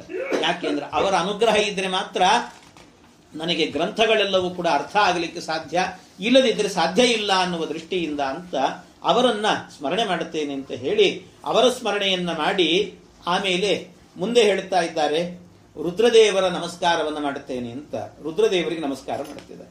ವಾಮದೇವ ವಿರಿಂಚಿತನಯ ಉಮಾ ಮನೋಹರ ಉಗ್ರ ದೂರ್ಜಟಿ ಸಾಮಜಾಜಿನ ವಸನ ಭೂಷಣ ಸುಮನಸೋತ್ತಂಸ ಕಾಮಹರ ಕೈಲಾಸ ಮಂದಿರ ಸೋಮ ಸೂರ್ಯಾನಲ ವಿಲೋಚನ ಕಾಮಿತಪ್ರದ ಕರುಣಿಸೆ ಮಗೆ ಸದಾ ಸುಮಂಗಳವ ಕರುಣಿಸು, ನಮಗೆ ಮಂಗಳವನ್ನು ಕೊಡು. ಅವನಿಗೆ ಹೆಸರೇ ಶಿವ ಅಂತ. ರುದ್ರದೇವರ ಹೆಸರೇನು ಅಂದ್ರೆ ಶಿವ. ಶಿವ ಅಂದ್ರೆ ಏನು ಗೊತ್ತಾ, ಮಂಗಳ ಅಂತ ಅರ್ಥ. ಶಿವ ಅಂದ್ರೇನೆ ಮಂಗಳ ನಮಗೆ ಮಂಗಳ ಕೊಡು ಅಂತ. ಅವನೇ ಮಂಗಳ ಸ್ವರೂಪ ಆದ್ರಿಂದ ಅವನು ನಮಗೆ ಮಂಗಳ ಕೊಡಬೇಕು ಅಂತ. ಯಾಕೆ ಅಂದ್ರೆ ಅವನು ಪರಮ ಮಂಗಳ ಸ್ವರೂಪನಾಗಿದ್ದಾನೆ. ಮೊದಲಿಗೆ ಸ್ವಲ್ಪ ಅವನಲ್ಲಿ ಮಂಗಳತೆ ಕಡಿಮೆ ಇತ್ತಂತೆ. ಯಾವಾಗ ಅವನು ಪರಮಾತ್ಮನ ಆ ಪಾದವನ್ನ ತೊಳೆದು ಬಂದಂತ ಏನು ಗಂಗೆ ಇದೆ, ಯಚ್ರೌತ ನಿಸೃತ ಸರಿತ್ ಪ್ರವರೋದಕೇನ ತೀರ್ಥೇನ ಮೂರ್ಧ್ನದಿ ಧೃತೇನ ಶಿವ ಶಿವೋಭೂತ್. ಶಿವ ಅಂತ ಕರೆಸಿಕೊಂಡಂತೆ. ಯಾವಾಗ? ತೀರ್ಥೇನ ಮೂರ್ಧ್ನದಿ ಧೃತೇನ ಶಿವ ಶಿವೋಭೂತ್. ಭಾಗವತದಲ್ಲಿ ಹೇಳುತ್ತಾರೆ, ತೀರ್ಥೇನ ಪರಮಾತ್ಮನ ಪಾದವನ್ನ ತೊಳೆದು ಬಂದಂತ ಏನು ಗಂಗೆ ಇದ್ದಾಳೆ, ಆ ಗಂಗೆಯನ್ನ ಯಾವತ್ತು ತಲೆಯಲ್ಲಿ ಹೊತ್ತರೋ ಆವತ್ತು ಶಿವೋಭೂತು, ಅವರು ನಿಜವಾಗ್ಲೂ ಮಂಗಳ ಸ್ವರೂಪರು ಅಂತಾಗಿ ಬಿಟ್ರಂತೆ ರುದ್ರದೇವರು. ಹಾಗಾಗಿ ಅಂಥ ಮಂಗಳ ಸ್ವರೂಪ ಅಂತ ಕರೆಸಿಕೊಂಡಂತ ನೀವು ಸದಾ ಯಮಗೆ ಕರುಣಿಸೆಮಗೆ ಸದಾ ಸುಮಂಗಳವ, ನೀವೇ ಮಂಗಳ ಸ್ವರೂಪರಾದ್ರಿಂದ ನಮಗೆ ಮಂಗಳವನ್ನುಂಟು ಮಾಡಿ ಅಂತ ಅವರನ್ನ ಪ್ರಾರ್ಥನೆ ಮಾಡ್ತಾ ಇದ್ದಾರೆ. ಇಲ್ಲಿ ಹೇಳುವಾಗ ಏನ್ ಹೇಳಿದ್ದಾರೆ, ಸ್ತೋತ್ರ ಏನ್ ಮಾಡಿದ್ದಾರೆ ಗೊತ್ತಾ? ಏನು ಇಲ್ವೇ ಇಲ್ಲ ಈ ಸ್ತೋತ್ರದಲ್ಲಿ. ಏನ್ ಹೇಳಿದ್ದಾರೆ ಅಂದ್ರೆ ಬರೀ ರುದ್ರದೇವರ ಹೆಸರುಗಳನ್ನು ಹೇಳ್ತಾ ಹೋಗಿದ್ದಾರೆ ಅಷ್ಟೇ. ವಾಮದೇವ, ವಿರಿಂಚಿತನಯ, ಉಮಾಮನೋಹರ, ಉಗ್ರ, ದೂರ್ಜಟಿ, ಸಾಮಜಾಜಿನ ವಸನಭೂಷಣ, ಸುಮನಸೋತ್ತಂಸ, ಇದೆಲ್ಲ ಒಂದೊಂದು ಹೆಸರುಗಳಷ್ಟೇ ಅವರದ್ದು. ಎಷ್ಟು ಹೆಸರು ಹೇಳಿದ್ದಾರೆ ಇಲ್ಲಿ ಅಂದ್ರೆ 11 ಹೆಸರು ಹೇಳಿದ್ದಾರೆ. 11 ಹೆಸರು. ಆ 11 ಹೆಸರು ಯಾಕೆ ಅಂದ್ರೆ ರುದ್ರದೇವರೇನೆ ಏಕಾದಶ ಗಣ ಅವರದ್ದು. ಏಕಾದಶ ರುದ್ರ ಅಂತ ಕರೀತಾರೆ. 11 ಗಣಗಳಂತೆ. ಒಬ್ಬೊಬ್ಬರಿಗೆ ಈ ಆದಿತ್ಯ ಅಂದ್ರೆ ದ್ವಾದಶಾದಿತ್ಯರು ಅಂತ ಕರೀತಾರೆ. ಆದಿತ್ಯರಿಗೆ ವಸುಗಳು ಅಂದ್ರೆ ಅಷ್ಟ ವಸುಗಳು ಅಂತ 8 ಗಣ ಅಂತ ಹೇಳ್ತಾರೆ ಅವರದ್ದು. ಹಾಗೆ ರುದ್ರದೇವರದ್ದು ಎಷ್ಟು ಅಂತ ಹೇಳಿದ್ರೆ 11 ಗಣ. ಹಾಗಾಗಿ ಅವರದ್ದು 11 ಹೆಸರು ಹೇಳಿದ್ದಾರೆ ಇಲ್ಲಿ. 11 ಗಣ ಅನ್ನೋದನ್ನು ಸೂಚನೆ ಮಾಡೋದಕ್ಕೋಸ್ಕರವಾಗಿ 11 ಹೆಸರನ್ನು ಹೇಳಿದ್ದಾರೆ. ಇಲ್ಲಿ ಒಂದೊಂದು ಹೆಸರಲ್ಲೂ ಕೂಡ ವಾಮದೇವ ವಿರಿಂಚಿತನಯ ಉಮಾಮನೋಹರ ಉಗ್ರ ದೂರ್ಜಟಿ, ಎಷ್ಟು ಸುಂದರವಾಗಿ ಅದನ್ನ ಹೇಳುವಾಗಲೇ ಏನೋ ಮನಸ್ಸಿಗೆ ಆನಂದ ಆಗ್ತಿರ್ತದೆ ರುದ್ರದೇವರ ಆ ನಾಮಗಳನ್ನು ಹೇಳುವಾಗ. ಯಾಕೆ ವಾಮದೇವ ಅಂತ ಅವರಿಗೆ ಹೆಸರಂತೆ. ವಾಮದೇವ ಅಂತ ಯಾಕೆ ಹೆಸರವರಿಗೆ ಅಂತ ಹೇಳಿದ್ರೆ, ವಾಮ ಅಂದ್ರೆ ಎಲ್ರಿಗೂ ಗೊತ್ತಿದೆ, ದಕ್ಷಿಣ ವಾಮ ದಕ್ಷಿಣ ಅನ್ನೋದು ಎಲ್ರಿಗೂ ಗೊತ್ತಿದೆ. ವಾಮ ಅಂದ್ರೆ ಎಡ ಅಂತ ಅರ್ಥ, ಎಡಭಾಗ ಅಂತ. ಇವರಿಗೆ ವಾಮದೇವ ಅಂತ ಹೆಸರು. ಯಾಕೆ ಇವರಿಗೆ ವಾಮದೇವ ಅಂತ ಹೆಸರು ಅಂದ್ರೆ, ರುದ್ರದೇವರು ಏನು ಮಾಡ್ತಾರಂತೆ, ಯಾವಾಗಲೂ ಕೂಡ ದೇವರ ಎಡಭಾಗದಲ್ಲಿ ಕೂತಿರ್ತಾರಂತವ್ರು. ದೇವರ ಎಡಭಾಗದಲ್ಲೇ ಕೂತಿರ್ತಾರೆ. ಎಡಭಾಗದಲ್ಲಿ ಕೂತ್ಕೊಂಡು ಏನ್ ಮಾಡ್ತಾರೆ ಅಲ್ಲಿ ಕೂತ್ಕೊಂಡು ಅಂದ್ರೆ, ದೇವರ ಎಡಭಾಗದಲ್ಲಿ ಅಂದ್ರೆ ನಾವು ನಿತ್ಯ ದೇವ್ರ ಪೂಜೆ ಮಾಡ್ತೇವಲ್ಲ, ದೇವರ ಪೂಜೆಯನ್ನ ಮಾಡಬೇಕಾದ್ರೆ ದೇವರ ಎಡಭಾಗದಲ್ಲಿ ಒಂದು ಬಂಗಾರದ ಹರಿವಾಣ ಅಂತೆ, ಬಂಗಾರದ ಹರಿವಾಣವನ್ನು ತಮ್ಮ ತಲೆ ಮೇಲೆ ಹೊತ್ತುಕೊಂಡಿರ್ತಾರಂತೆ, ಹೊತ್ತುಕೊಂಡು ಕೂತಿರ್ತಾರೆ. ಯಾಕೆ ಅಂದ್ರೆ ನಾವು ಹಿಂದಿನ ದಿವಸ ಸಾಳಗ್ರಾಮದ ಮೇಲೆ ಹಾಕಿದ ಏನು ಹೂಗಳಿರ್ತಾವೆ ಆ ಹೂವುಗಳನ್ನೆಲ್ಲ ತೆಗೆದು ಅಲ್ಲಿ ಇಡಬೇಕಂತೆ. ಅವ್ರು ಏನ್ ಮಾಡ್ತಾರೆ ಅಂದ್ರೆ ರುದ್ರದೇವರು, ಅದಕ್ಕೆ ವಾಮದೇವ, ದೇವಸ್ಯ ವಾಮೇ ತಿಷ್ಠತೀತಿ ವಾಮದೇವ ಅಂತ. ದೇವರ ಎಡಭಾಗದಲ್ಲಿ ಇರ್ತಾರೆ, ಆದ್ರಿಂದ ರುದ್ರದೇವರಿಗೆ ವಾಮದೇವ ಅಂತ ಹೆಸರವರಿಗೆ. ಅದು ಯಾಕಲ್ಲಿ ಎಡಭಾಗದಲ್ಲಿ ಕೂತ್ಕೊಂಡು ಇದನ್ನೆಲ್ಲ ಮಾಡ್ತಾರೆ ಅಂದ್ರೆ, ಅವ್ರೇನು ಮಾಡ್ತಾರೆ, ಹರಿಯು ಮುಡಿದಿರುವಂತ ಏನು ಹೂವುಗಳಿದ್ದಾವೆ ಆ ಹೂಗಳನ್ನೆಲ್ಲ ತಲೆ ಮೇಲೆ ಇಟ್ಟುಕೊಂಡು ಕುಣಿತಾರಂತವ್ರು. ಸಂತೋಷ ಅವರಿಗೆ, ಆನಂದ ತಡಿಲಿಕ್ಕಾಗೋದಿಲ್ಲ ಅಂತವರಿಗೆ, ಕುಣಿತಾರಂತೆ. ಹರಿಯು ಮುಡಿದ ಹೂವ ಹರಿ ವಾಣದಲ್ಲಿ ಇಟ್ಟುಕೊಂಡು, ಅದನ್ನೆಲ್ಲ ಡಂಗುರವ ಸಾರಿ ಹರಿಯ ಅಂತ ಹೇಳ್ತಾರಲ್ಲ, ಇದೇ ರುದ್ರದೇವರು ಮಾಡುವಂತ ಕೆಲಸ ಅದು. ಹರಿಯು ಮುಡಿದ ಹೂವು ಹರಿವಾಣದಲ್ಲಿ ಇಟ್ಟುಕೊಂಡು ಬಿಡದೆ ಢಣ ಢಣ ಎಂದು ಕುಣಿದು ಚಪ್ಪಾಡಿ ಕೂತ ಅಂತ ಈ ರೀತಿ ಮಾಡ್ತಾರಂತೆ. ಆ ಹರಿಯ ಹೂವುಗಳನ್ನೆಲ್ಲ ಮುಡಿದಾಗ ಆನಂದ ತಡಿಲಿಕ್ಕಾಗಲ್ಲಂತೆ ರುದ್ರದೇವರಿಗೆ. ಆದ್ರಿಂದ ಅವರಿಗೆ ವಾಮದೇವ ಅಂತ ಹೆಸರು. ಇದು ವಾಮದೇವ. ವಿರಿಂಚಿತನಯ, ವಿರಿಂಚಿತನಯ ಅಂದ್ರೆ ಗೊತ್ತೇ ಇದೆ, ಬ್ರಹ್ಮದೇವರ ಮಕ್ಕಳಿವರು. ಅದರಿಂದ ವಿರಿಂಚಿ ಅಂದ್ರೆ ಬ್ರಹ್ಮದೇವರು, ಅವರ ಮಕ್ಕಳು. ಉಮಾ ಮನೋಹರ, ಇದನ್ನೇನು ಹೇಳಬೇಕಂತಿಲ್ಲ. ಉಮಾ ಮನೋಹರ, ಉಮಾದೇವಿಗೆ ಮನೋಹರ, ಅವರಿಗೆ ಆನಂದವನ್ನು ಕೊಡುವಂಥವರು, ಅವರ ಮನಸ್ಸನ್ನು ಅಪಹರಣ ಮಾಡಿದವರು. ಉಗ್ರ ಅಂತ ಹೆಸರು ಇವರಿಗೆ, ಉಗ್ರ ರೂಪಿಯಾಗಿರ್ತಾರೆ. ದೂರ್ಜಟಿ, ಜಟೆಯನ್ನು ಬಿಟ್ಟವರು. ಸಾಮಜಾಜಿನ ವಸನಭೂಷಣ, ಸಾಮಜಾಜಿನ ಹುಲಿಯ ಚರ್ಮವನ್ನು ಧಾರಣೆ ಮಾಡಿರ್ತಾರಂತೆ. ಸುಮನಸೋತ್ತಂಸ, ಸುಮನಸೋತ್ತಂಸ, ಸುಮನಸ ಅಂದ್ರೆ ದೇವತೆಗಳಲ್ಲಿ ಉತ್ತಮರು ಅಂತ. ಸುಮನಸೋತ್ತಂಸ ಅಂದ್ರೆ ಪರಶುಕ್ಲರು ಅಂತ ಏನಿದ್ದಾರೆ, ಆ ಪರಶುಕ್ಲರನ್ನ ಬಿಟ್ರೆ ಆಮೇಲೆ ಉತ್ತಮ ದೇವತೆಗಳು ಅಂದ್ರೆ ಯಾರು ಅಂತ ಹೇಳಿದ್ರೆ ಇವರೇ. ಪರಶುಕ್ಲರು ಅಂತ ಹೇಳಿದ್ರೆ ಲಕ್ಷ್ಮೀದೇವಿ, ವಾಯು, ಬ್ರಹ್ಮ, ಸರಸ್ವತಿ, ಭಾರತಿ, ಇವರು ಪರಶುಕ್ಲ ತ್ರಯರು ಅಂತ ಕರೀತಾರೆ. ಒಂದು ತ್ರಯರು ಅಂತ 5 ಜನ ಇದ್ದಾರೆ. ಅವರು 5 ಜನ ಇದ್ರು ಕೂಡ ಒಂದೊಂದು ಗುಂಪು ಅಂತ ಮಾಡಬೇಕು. ಒಂದು ಲಕ್ಷ್ಮೀದೇವಿ ಒಂದು ಗುಂಪು, ಆಮೇಲೆ ವಾಯು ಬ್ರಹ್ಮ ಒಂದು, ಆಮೇಲೆ ಸರಸ್ವತಿ ಭಾರತಿ ಒಂದು, ಹಾಗಾಗಿ 3 ಗುಂಪು. ಅದನ್ನು ಪರಶುಕ್ಲ ತ್ರಯ ಅಂತ ಕರೀತಾರೆ. ಪರಶುಕ್ಲ ತ್ರಯ ಅಂದ್ರೆ ಅರ್ಥ ಏನು ಗೊತ್ತಾ? ಪರ ಅಂದ್ರೆ ಸರ್ವೋತ್ತಮನಾದ ಭಗವಂತ, ಅವನಲ್ಲಿ ಶುಕ್ಲ, ಶುಕ್ಲ ಅಂದ್ರೆ ಶುದ್ಧವಾದ ಬುದ್ಧಿಯುಳ್ಳವರು ಅಂತ. ಶುದ್ಧವಾದ ಬುದ್ಧಿ ಅಂದ್ರೆ ಒಂದು ದಿವಸವೂ ಕೂಡ ದೇವರ ವಿಷಯದಲ್ಲಿ ಅವರಿಗೆ ಅನ್ಯತಾ ಜ್ಞಾನ ಬರೋದೇ ಇಲ್ಲಂತೆ. ಅನ್ಯತಾ ಜ್ಞಾನ, ನಾನೇ ದೇವರು ಅನ್ನೋ ಭಾವನೆ ಎಲ್ಲ ಬರೋದಿಲ್ಲ ಅಂತವ್ರು. ಬೇರೆ ದೇವತೆಗಳಿಗೆ ಬರ್ತಿರ್ತದೆ ಆಗಾಗ, ಬೇರೆ ದೇವತೆಗಳಿಗೆಲ್ಲ ಇಂಥ ಅನುಸಂಧಾನಗಳು ಬರ್ತಿರ್ತಾವಂತೆ. ಗರುಡ ದೇವರಿಗೆ ಆ ರೀತಿ, ಗರುಡ ದೇವರಿಗೆ ಒಂದ್ಸರ್ತಿ ಹಾಗಾಯ್ತಂತೆ. ಗರುಡ ದೇವರಿಗೆ ಅವರು ಯಾವಾಗಲೂ ಪರಮಾತ್ಮ ಹೋಗೋದೇ ಗರುಡ ವಾಹನ, ಅವನು ಗರುಡ ದೇವರ ಮೇಲೆ ಹೋಗಬೇಕು. ಅದಕ್ಕೆ ಗರುಡ ದೇವರಿಗೆ ಅನ್ನಿಸ್ತಂತೆ ಒಂದ್ಸರ್ತಿ, ದೇವರನ್ನು ಕೂಡಿಸ್ಕೊಂಡು ಹೋಗ್ತಾ ಇದ್ನಂತೆ. ಹೋಗಬೇಕಾದ್ರೆ ಈ ದೇವರಿಗೆ ಹೆಸರೇನು ಅಂದ್ರೆ ವಿಶ್ವಂಭರ ಅಂತ ಹೆಸರಿದೆ. ಯಾಕೆ ಅಂದ್ರೆ ವಿಶ್ವಂಭರ ಇಡೀ ವಿಶ್ವವನ್ನು ತನ್ನ ಉದರದಲ್ಲಿ ಇಟ್ಟುಕೊಂಡಿದ್ದಾನೆ, ಆದ್ರಿಂದ ಅವನಿಗೆ ವಿಶ್ವಂಭರ ಅಂತ ಹೆಸರು. ಆ ವಿಶ್ವಂಭರ ನಾನು ಹೊತ್ತುಕೊಂಡಿದ್ದಲ್ಲ, ಹಾಗಾದ್ರೆ ನನಗೇನಂತ ಹೆಸರು? ಆ ವಿಶ್ವಂಭರನ್ನೇ ಹೊತ್ತಿದ್ದೇನೆ, ಆದ್ರಿಂದ ನನಗೆ ವಿಶ್ವಂಭರಭರ ಅಂತ ಹೆಸರು ಬರಲಿ ಅಂತ ಅನ್ಕೊಂಡಂತವನು. ಅದಕ್ಕೆ ಆಗ ಭಗವಂತನಿಗೆ ಗೊತ್ತಾಯ್ತು, ಎಲ್ಲ ಗರುಡ ಇಂಥ ಅನ್ಯತಾ ಜ್ಞಾನ ಬರಬಾರ್ದು ನಿನಗೆ ಅಂತ ಒಂದ್ಸರ್ತಿ ತೋರಿಸ್ತೀನಿ. ಅಲ್ಲಿ ತನಕ ಗರುಡ ದೇವರ ಮೇಲೆ ಭಾರವೇ ಹಾಕಿರ್ಲಿಲ್ಲ ಪರಮಾತ್ಮ, ಒಂದು ದಿವಸವೂ ಭಾರ ಹಾಕಿಲ್ಲ. ಆವತ್ತು ಮಾತ್ರ ಒಂದು ಸಾಸಿವೆ ಕಾಳಿನಷ್ಟು ಭಾರ ಹಾಕಿದ್ನಂತೆ ದೇವರು. ಸಾಸಿವೆ ಕಾಳಿನಷ್ಟು ಭಾರ ಹಾಕ್ಲಿಕ್ಕಿಲ್ಲ, ಭಾರ ತಡಿಲಿಕ್ಕಾಗದೆ ಮೇಲಿಂದ ಥಪ್ ಅಂತ ಕೆಳಗೆ ಬಿದ್ರಂತೆ ಗರುಡ ದೇವರು. ಆದ್ರೆ ಭಗವಂತ ಬೀಳಲಿಲ್ಲ, ಹಾಗೆ ಇತ್ತು. ಆ ಗರುಡ ದೇವರು ಬಿದ್ರು. ಆ ಬೀಳುವಾಗ ಏನಾಯ್ತು, ಅವ್ರ ಮುಖ ನೆಲಕ್ಕೆ ಮಾಡ್ಕೊಂಡು ಬಿದ್ರಂತೆ. ನೆಲಕ್ಕೆ ಮಾಡ್ಕೊಂಡು ಬಿದ್ದಾಗ ಮೂಗು ಹೊಡಿತಂತವ್ರು. ಅದಕ್ಕೆ ಅವ್ರ ಮೂಗು ಒಂದ್ ಸ್ವಲ್ಪ ಡೊಂಕಾಗಿರ್ತದೆ ನೋಡಿ. ಗರುಡ ದೇವ್ರ ಫೋಟೋ ನೋಡ್ರಿ, ಮೂಗು ಸೊಟ್ಟಾಗಿರ್ತದೆ, ಹೀಗೆ ನಗ್ಗಿ ಹೋಗಿರ್ತದೆ. ಯಾಕೆ ಅಂದ್ರೆ ಅವ್ರು ಕೆಳಗೆ ಬಿದ್ದಾಗ ಹೀಗೆ ಆದದ್ದಂತವ್ರಿಗೆ ಈ ರೀತಿ. ಹಾಗೆ ಆದ್ರಿಂದ ಬೇರೆ ದೇವತೆಗಳಿಗೆ ಇಂಥ ಅನ್ಯತಾ ಜ್ಞಾನಗಳೆಲ್ಲ ಬರ್ತಿರ್ತಾರೆ. ಆದ್ರೆ ಈ ಪರಶುಕ್ಲರಿಗೆ ಮಾತ್ರ ನಾನೇ ದೇವರು, ದೇವರನ್ನು ನಾನು ಹೊತ್ತವನು, ಇದೆಲ್ಲ ಬರುವುದೇ ಇಲ್ಲ. ಯಾಕೆಂದ್ರೆ ನಿಜವಾಗಲೂ ಗರುಡ ದೇವರೆಲ್ಲ ಹೊರೋದು, ಪರಮಾತ್ಮನನ್ನು ಹೊರುವುದು ವಾಯುದೇವರು. ವಿಷ್ಣು ಸಹಸ್ರನಾಮದಲ್ಲಿ ಹೇಳುವಾಗ ವರದೋ ವಾಯುವಾಹನ ಅಲ್ಲಿ ಹೇಳ್ತಾರೆ, ವಾಯುವಾಹನ ಅಂತ ಹೇಳ್ತಾರೆ. ವಾಯುದೇವರು ಹೊರತಾರಂತವರನ್ನು. ಆದ್ರೆ ಒಂದು ದಿವಸಕ್ಕೂ ಅವರಿಗೆ ಅಂತ ಭಾವನೆ ಬರುವುದಿಲ್ಲ. ಆದ್ರಿಂದ ಅವರೆಲ್ಲರಿಗೂ ಕೂಡ ಆಗಬೇಕಾದ್ರೆ ಅವರು ಪರಶುಕ್ಲರು. ಆ ಪರಶುಕ್ಲರ ನಂತರದಲ್ಲಿ ಬರುವಂಥವ್ರು ಯಾರು ಅಂತ ಹೇಳಿದ್ರೆ ರುದ್ರದೇವರು. ಅದಕ್ಕೆ ಅವರನ್ನ ಸುಮನಸೋತ್ತಂಸ. ಸುಮನಸ್ಸು ಅಂತ ಹೇಳಿದ್ರೆ ದೇವತೆಗಳು ಅಂತ ಅರ್ಥ. ಅವರಲ್ಲಿ ಉತ್ತಮ ಅಂದ್ರೆ ವೈಷ್ಣವಾಗ್ರೇಸರರು ಅಂತ ಅರ್ಥ. ಯಾವಾಗಲೂ ಮಧ್ವ ಸಿದ್ಧಾಂತ ಅಂದ್ರೆ ಜಗನ್ನಾಥದಾಸರ ಸಿದ್ಧಾಂತ ಅಂದ್ರೆ ಹಾಗೆ ಗೊತ್ತಾ, ಹರಿ ಸರ್ವೋತ್ತಮ, ವಾಯು ಜೀವೋತ್ತಮ, ರುದ್ರ ವೈಷ್ಣವೋತ್ತಮ ಅಂತ ಹೀಗೆ ಚಿಂತನೆ ಮಾಡಬೇಕಂತೆ. ರುದ್ರದೇವರನ್ನ ವೈಷ್ಣವೋತ್ತಮರು ಅಂತ ಚಿಂತನೆ ಮಾಡಬೇಕು. ಹಾಗೆ ಆ ವೈಷ್ಣವರಲ್ಲಿ ಅಗ್ರಗಣ್ಯರಾಗಿ ನಿಲ್ತಾರೆ. ಸುಮನಸೋತ್ತಂಸ ಅಂತ ಅವರನ್ನು ಹೇಳಿದ್ದಾರೆ. ಆಮೇಲೆ ಕಾಮಹರ ಕೈಲಾಸ ಮಂದಿರ. ಕಾಮಹರ ಅಂದ್ರೆ ಈ ಮನ್ಮಥನನ್ನ ಸುಟ್ಟವರು. ಅವರ ಹತ್ತಿರಕ್ಕೆ ಮನ್ಮಥ ಬಂದು ಏನು ಆಟವನ್ನು ಆಡ್ಲಿಕ್ಕೆ ಆಗೋದಿಲ್ಲ. ಮನಸ್ಸಿನ ಅಭಿಮಾನಿಗಳು ರುದ್ರದೇವರು. ಆದ್ರಿಂದ ಅವರ ಅನುಗ್ರಹ ಇದ್ರೆ ಮಾತ್ರ ನಮ್ಮಲ್ಲೂ ಕೂಡ ಮನ್ಮಥನ ಬಾಣಗಳು ನಮಗೆ ಚುಚ್ಚೋದಿಲ್ಲಂತೆ. ಅವರ ಅನುಗ್ರಹ ಬೇಕು ಅಷ್ಟೇ. ಕೈಲಾಸ ಮಂದಿರ ಕೈಲಾಸದಲ್ಲಿ ವಾಸ ಮಾಡಿಕೊಂಡಿರ್ತಾರೆ. ಸೋಮ ಸೂರ್ಯ ನಲವಿಲೋಚನ.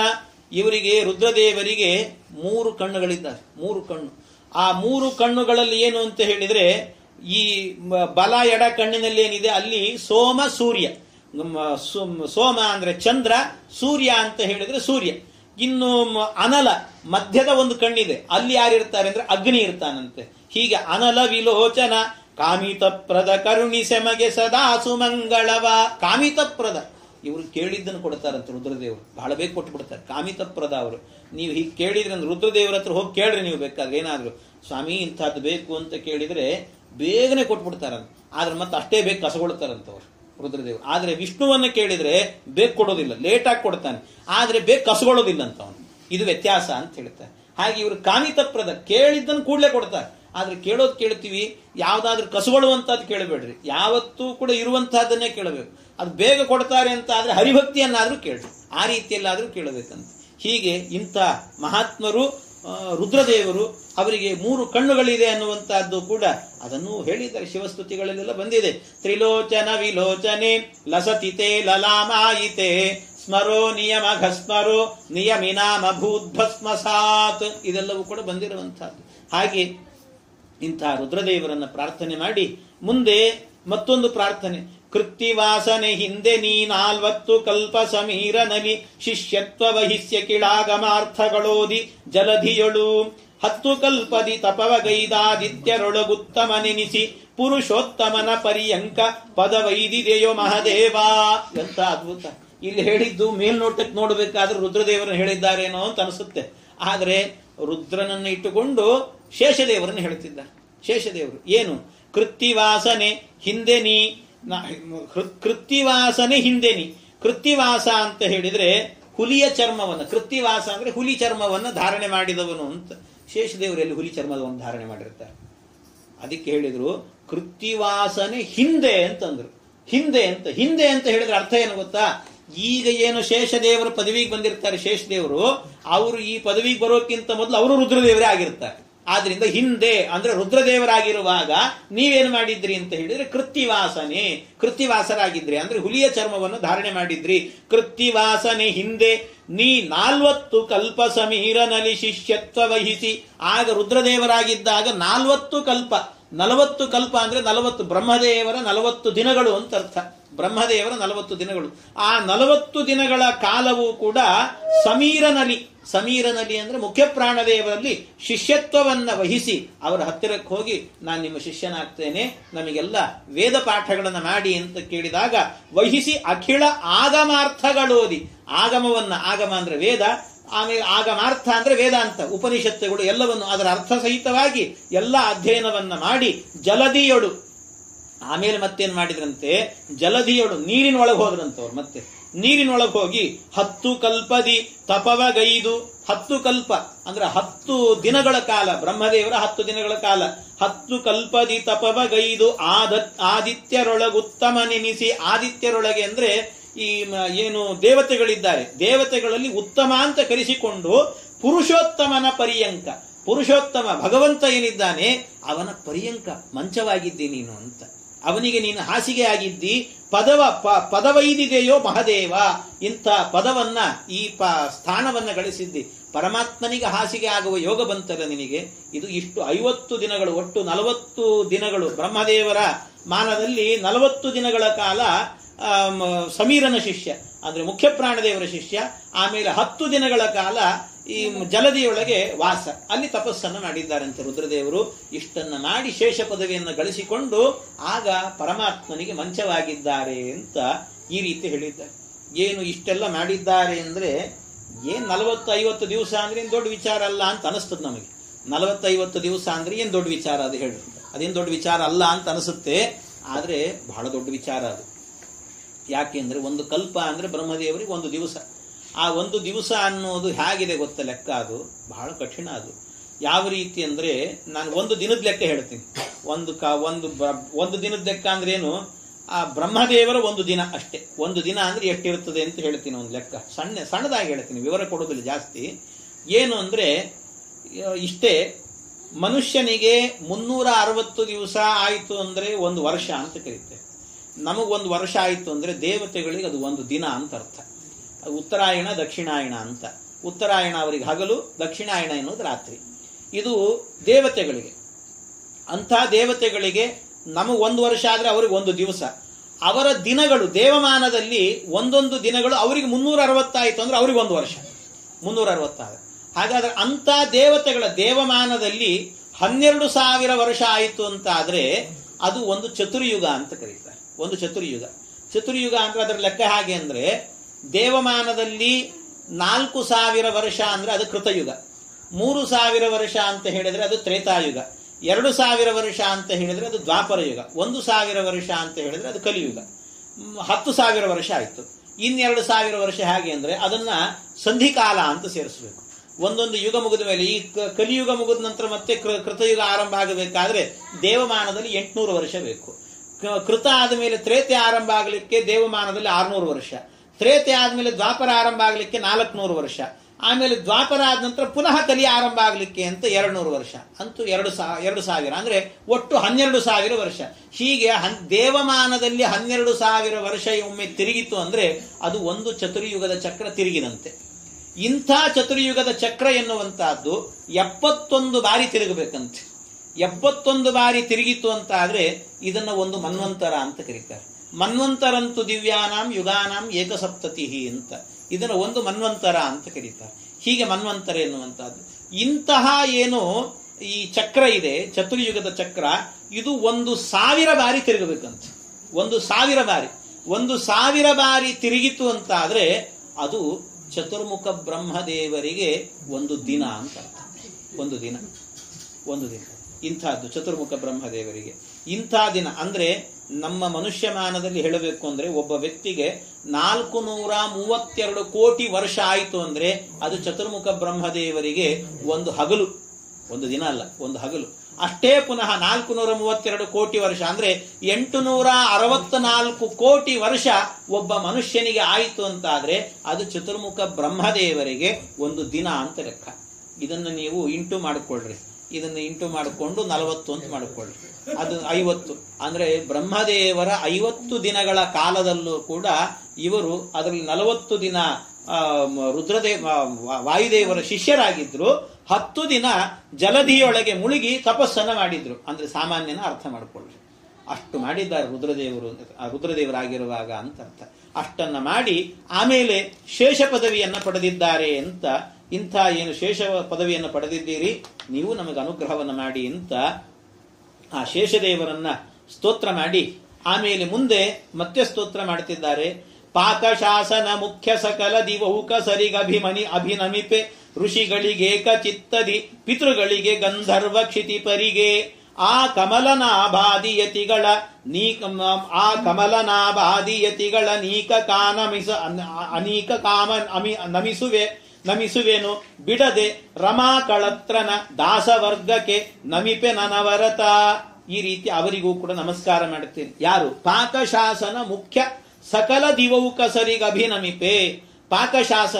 ಪಾಕಶಾಸನ ಅಂತ ಹೇಳಿದ್ರೆ ಇಂದ್ರದೇವರೇ ಮೊದಲಾದಂತ ಮುಖ್ಯ ಅಂದ್ರೆ ಮೊದಲಾದಂತ ಸಕಲ ದಿವೌಕಸರಿಗೆ. ದಿವೌಕಸ ಅಂದ್ರೆ ಸ್ವರ್ಗದಲ್ಲಿ ವಾಸ ಮಾಡುವಂತ ಏನು ದೇವತೆಗಳಿದ್ದಾರೆ ಆ ಎಲ್ಲ ದೇವತೆಗಳಿಗೂ ನಮಸ್ಕಾರ ಮಾಡ್ತೇವೆ.